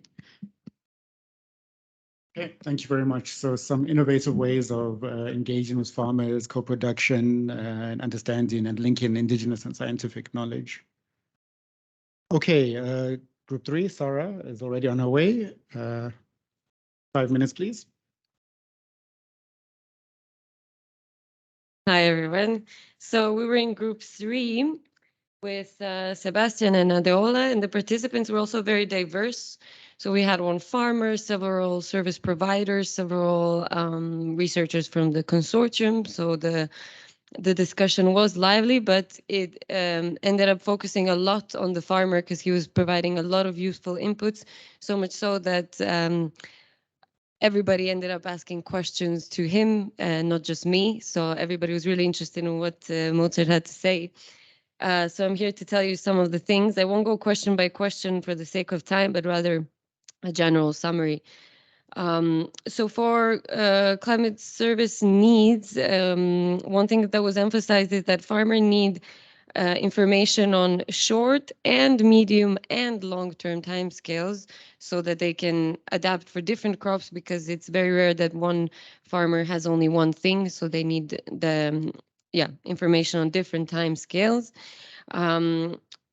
There was mention of moisture content as one of the most important factors for their decisions, and need for more training and awareness raising to increase the understandings, like Dragra mentioned in the first group.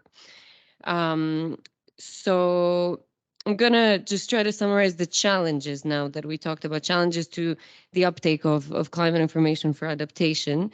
The biggest one seemed to be the understanding of the provided info. So we learned that younger farmers who have access to internet, or farmers who have been trained, or extension officers who have been trained and then reach out to farmers, they do have a bigger understanding of this information, but the majority still doesn't. So there's a lot of work to be done on that. Another issue was crop insurance. As you heard already, I think in the plenary, that most farmers don't have crop insurance. A lot of areas are not even insurable. And those who do have insurance, it's very expensive, so it's not easy to obtain. Thirdly, loan payments to the bank. So we had the representative of the land bank as well in the room. So loan payments to the bank are usually due at a certain time, regardless of how the farmers adapt based on the forecast. So we're trying to find out if they receive the forecast, how do they adapt? And then we found out that, okay, they maybe use a longer term or a shorter term crop, and then they keep the same amount of yield, but it comes later. But for the bank, it's still an issue because it postpones the payment. So that's just another challenge that is there regardless of the forecast information. And the final barrier that was also emphasized a lot by Mozart was that the traditional ways and traditional habits, especially coming from religious farmers, are still very, very present.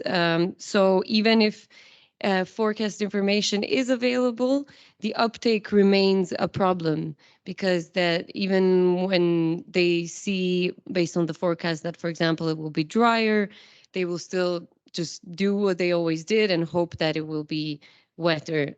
So I think that goes hand in hand with the first thing that I mentioned about understanding and raising awareness and making sure that if the information is there, that it can be understood by everybody and taken up so that it can be changed in the practice, and therefore resulting in increasing yields and more food security.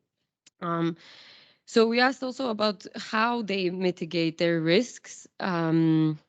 So yeah, I told you about those who don't, but there was an interesting question made by Sebastian, because we heard that some farmers already have their own mitigation strategies regardless of the forecast. So they will divide, they won't keep all their eggs in the same basket, so to say. So they will divide the field in different crops or different varieties.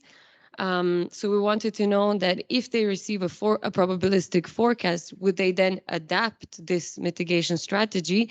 And the answer was, again, that those who are more informed and those who have an increased understanding and more education, they will adapt. They will take the percentages of the forecast and apply that to the way they divide their crops. But those who are not will just remain in their own, in the way they were doing it before, in their traditional ways. I didn't mention the question on the indigenous factors indicator, sorry. So there were some specific examples mentioned, like in the other group, on direction that the birds are flying, or ants or stars, or color of the leaves, or cows dancing.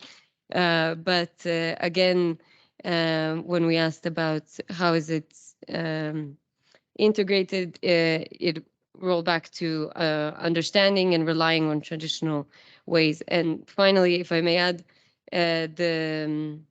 regarding when we asked about do they have any information on future prices of the crops and how much their yields will give them?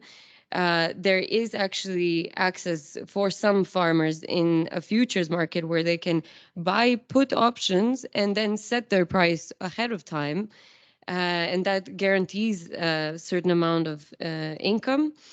They can also offtake some agreements, but of course, not everybody can qualify for this. There are technical details, and therefore, not everybody has access to it.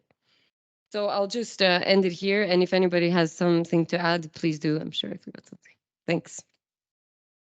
Maybe you have something. Thank you very much, Sarah.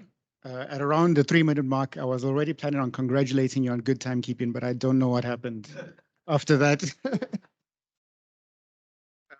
Okay, yeah, no, it's a good summary. And just to add for myself, for me, and I think a number of participants from the Met Services as well, one of the biggest takeaways was really trying to understand from the farmers.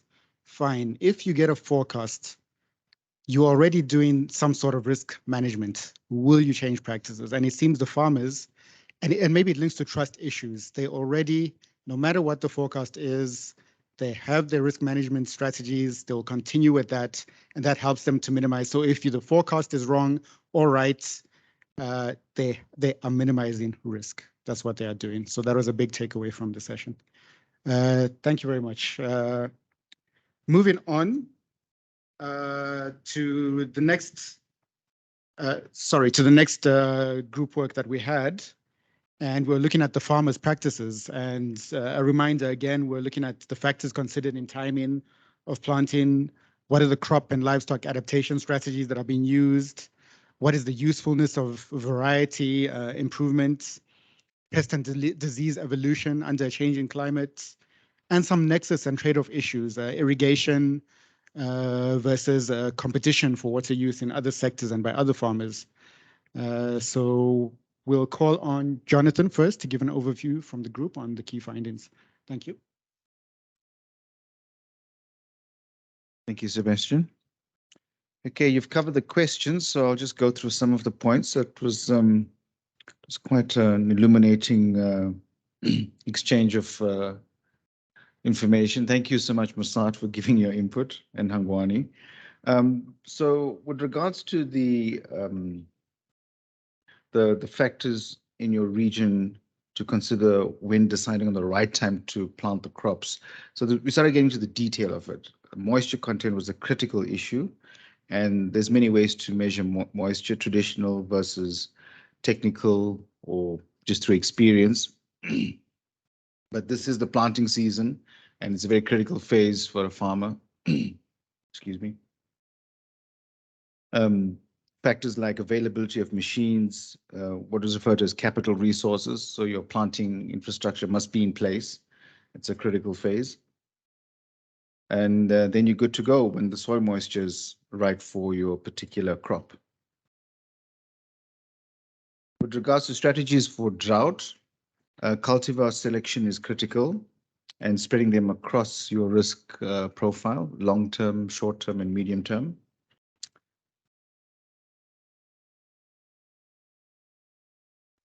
Plant breeding and variety improvement factor. So with regards to the maize yield, the question came from over time, the maize yields were increasing over time because of the breeding techniques that were employed. And although there was oscillation within that steady increase in yield, it did show an overall increase.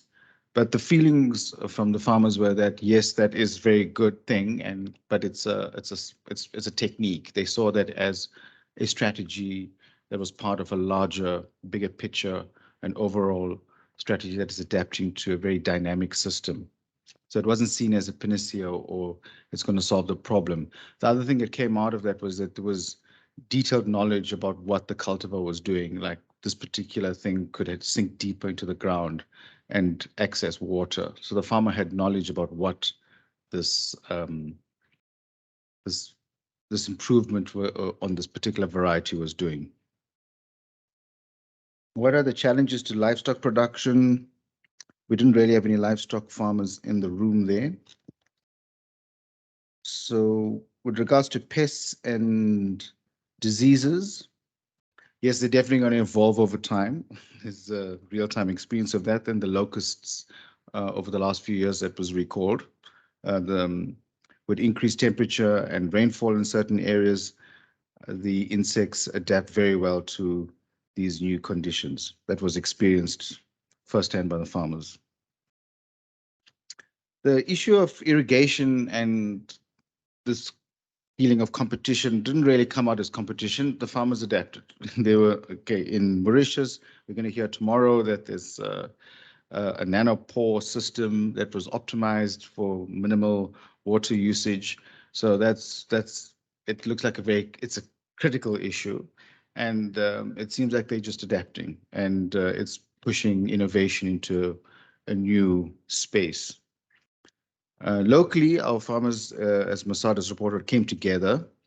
So cooperation and information sharing, and they implemented a dry assist system. So an on-demand system, and the system is becoming more intelligent, right? Responsive to the local environment of the soil.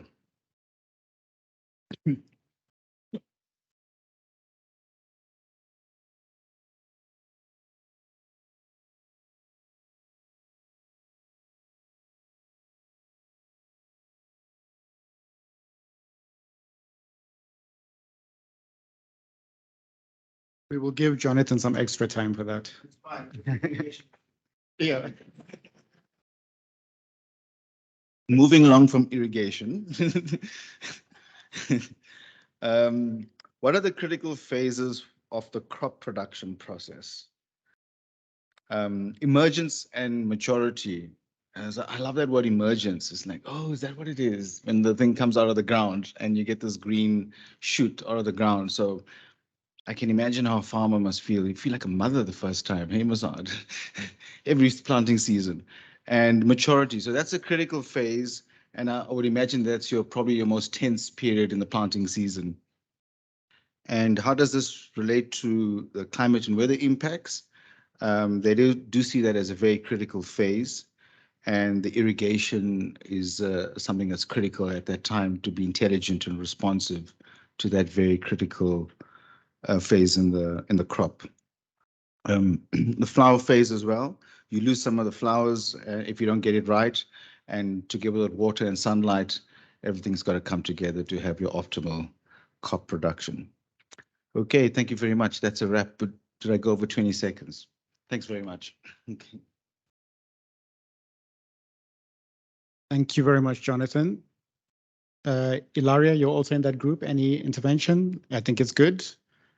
Could I please call on Mercy? 5 minutes, please.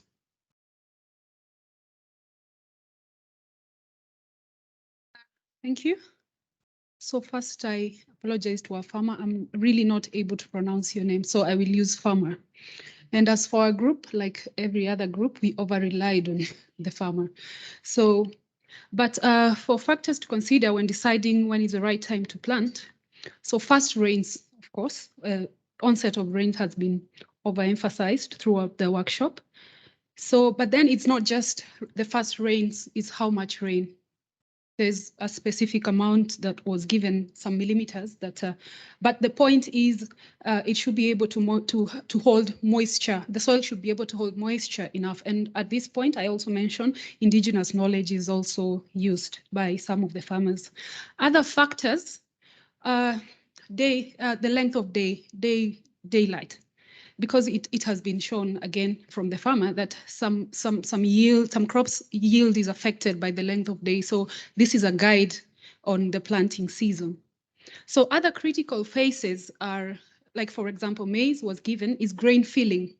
So grain filling is very sensitive. If you have drought during this period, it could mean over 90% of loss.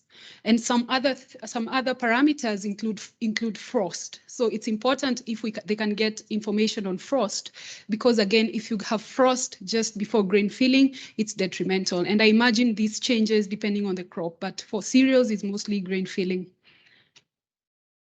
So again, we asked, because we have seen that rains are very important, should farmers rely on irrigation? And again, there was a no, and for various reasons. So number one, it is labor intensive, energy intensive. So we are thinking of climate change. So why should we, again, increase irrigation while we are facing its impacts and contributing to them? So this is not a factor. And again, most smallholder farmers have no capital or infrastructure, or even the sizes of the land cannot accommodate this. So then we asked, what are the alternative strategies? And at this point, I thought the farmer was really a scientist, or rather an agronomist, or what we do in genomics, because we preach a lot on, in his own words, I still cannot pronounce it. Okay, Tladinyane, is that something like that? Good. Okay, thank you. All right. So then I will use the scientific names, but it's crop diversification.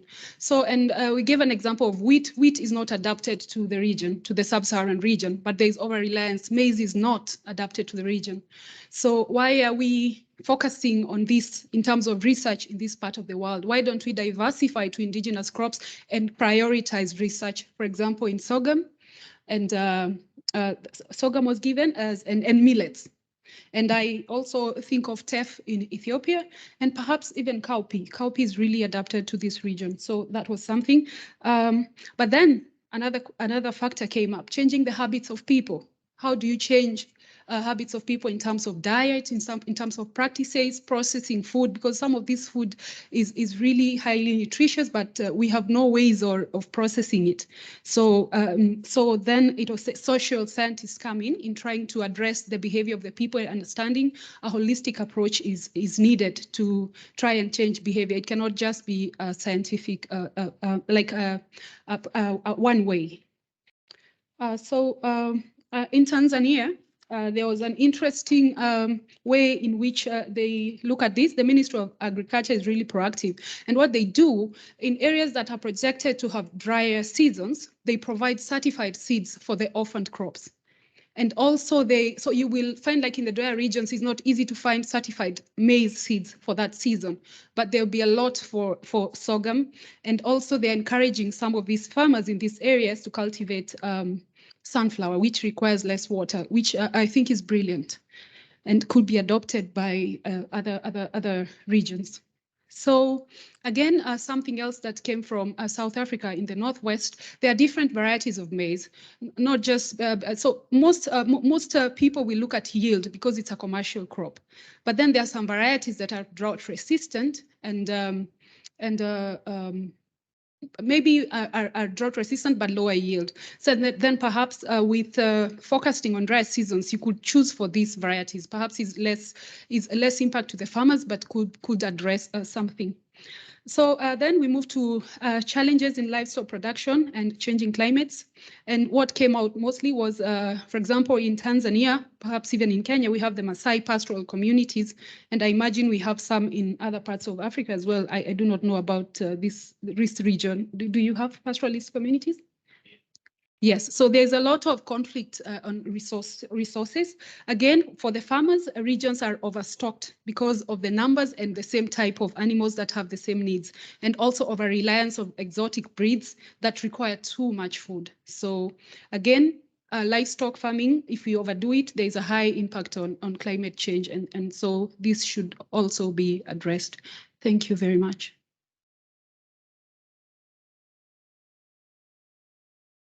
Thank you very much, Mercy.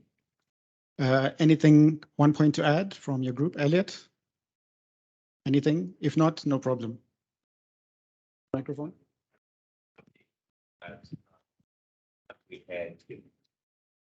I mean, the interesting thing that we heard about indigenous knowledge, you know, I think it could be brought to the other sessions where they said, for example, cattle, you know, when they behave, when they look happy, you know, those are pointers that we're going to have a good harvest and a good season and stuff like that. I just hope that there were more of those kind of experiences shared in the room. I hope in the next probably engagements, we could have more time to, you know, bring these, because I think these are very, very important learnings in terms of indigenous knowledge-based resilience. Thank you. Okay, thank you very much, Elliot. I think it was also something we discussed when we were looking at the questions and the type of questions we had, that there is also some need for one-on-one bilateral FGDs. We have to look at other methodologies as well. Some of the questions that we really wanted to ask and understand may not be suited for breakout groups or this kind of workshop. So I think it's something to consider. I will allow one other intervention because he's a farmer.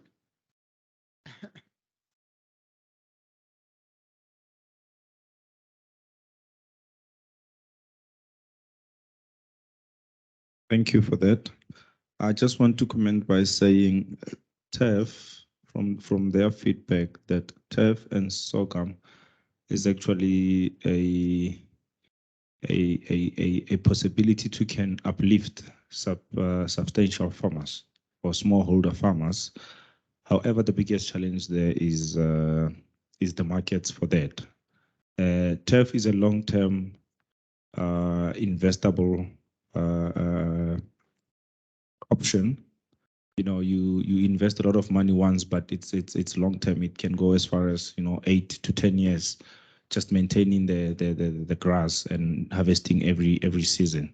So for smallholder farmers, the biggest issue there is the markets for that. Thank you very much. Okay, thank you very much. We will move on to the last group, which I thought I was moderating, but I was taking notes, and I'll give a very brief overview. I hope I can keep to my own time limit of 5 minutes. I'll do my best. Yeah, okay, so I won't go too much into some of the issues that were repeated, for example, the factors that affect timing of planting.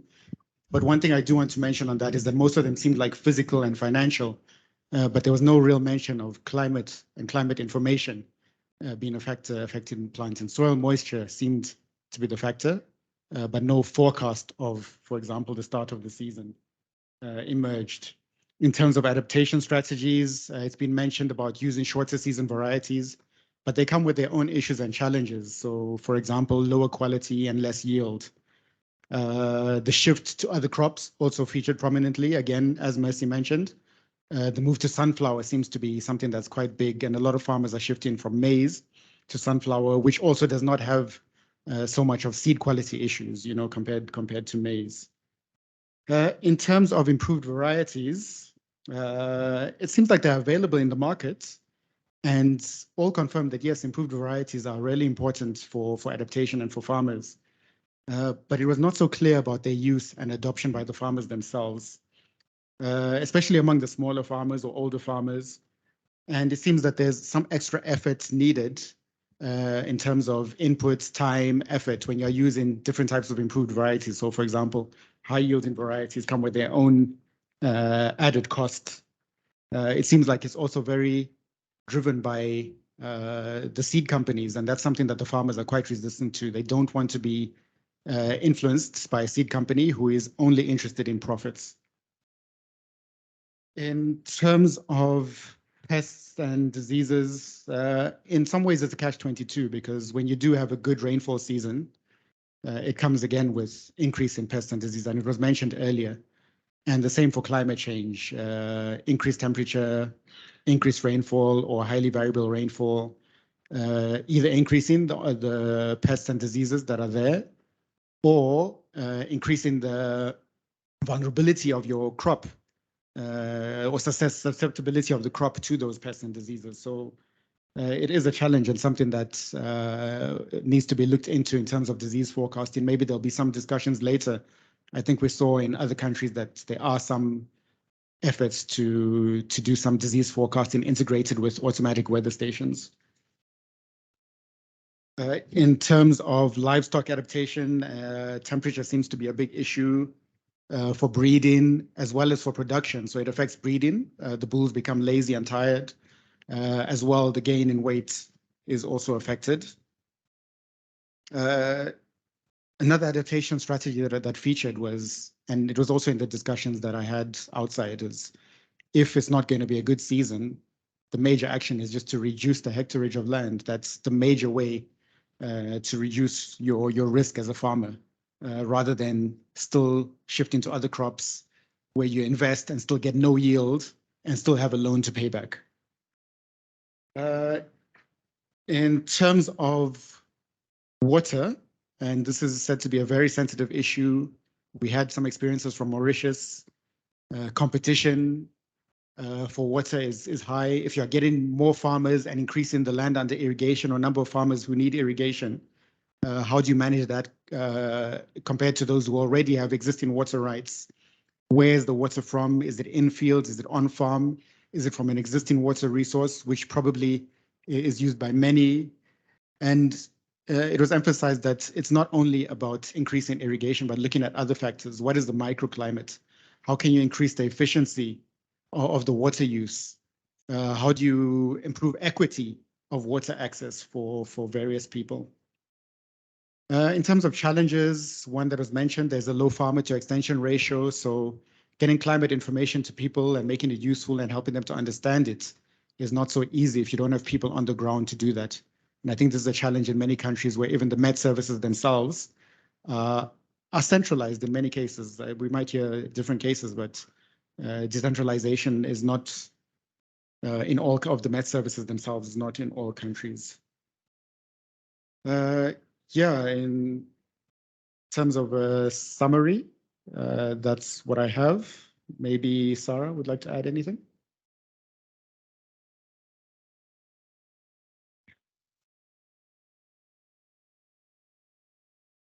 Yeah, so if not, I think we can call it a wrap for the feedback session. Then just one thing that was emphasized multiple times, and especially at the end, that communication and awareness remain key issues. That's all. Okay, so yeah, I think that was a good point. Communication and awareness raising on the products, on the services, and how they can be used. It came out, it recurred that farmers really don't know how to use the information. They don't know what information is there. So yeah, thanks, Sarah, good point. Thank you very much, everyone, for the contributions and interventions in the group work, and to those who reported back. I'll hand back to Roberta. Well, no, I just say I'm impressed by the whole work that you did this today, just in one day. It has been a long day, so we are all tired. So I think I just cut short and say thank you very much for your attendance, for your contributions, and I hope to see you all tomorrow for the Mauritius case study and some breakout group and more work. But tomorrow is going to be the last day together. So have a nice evening and get rest and get ready for tomorrow. Good evening.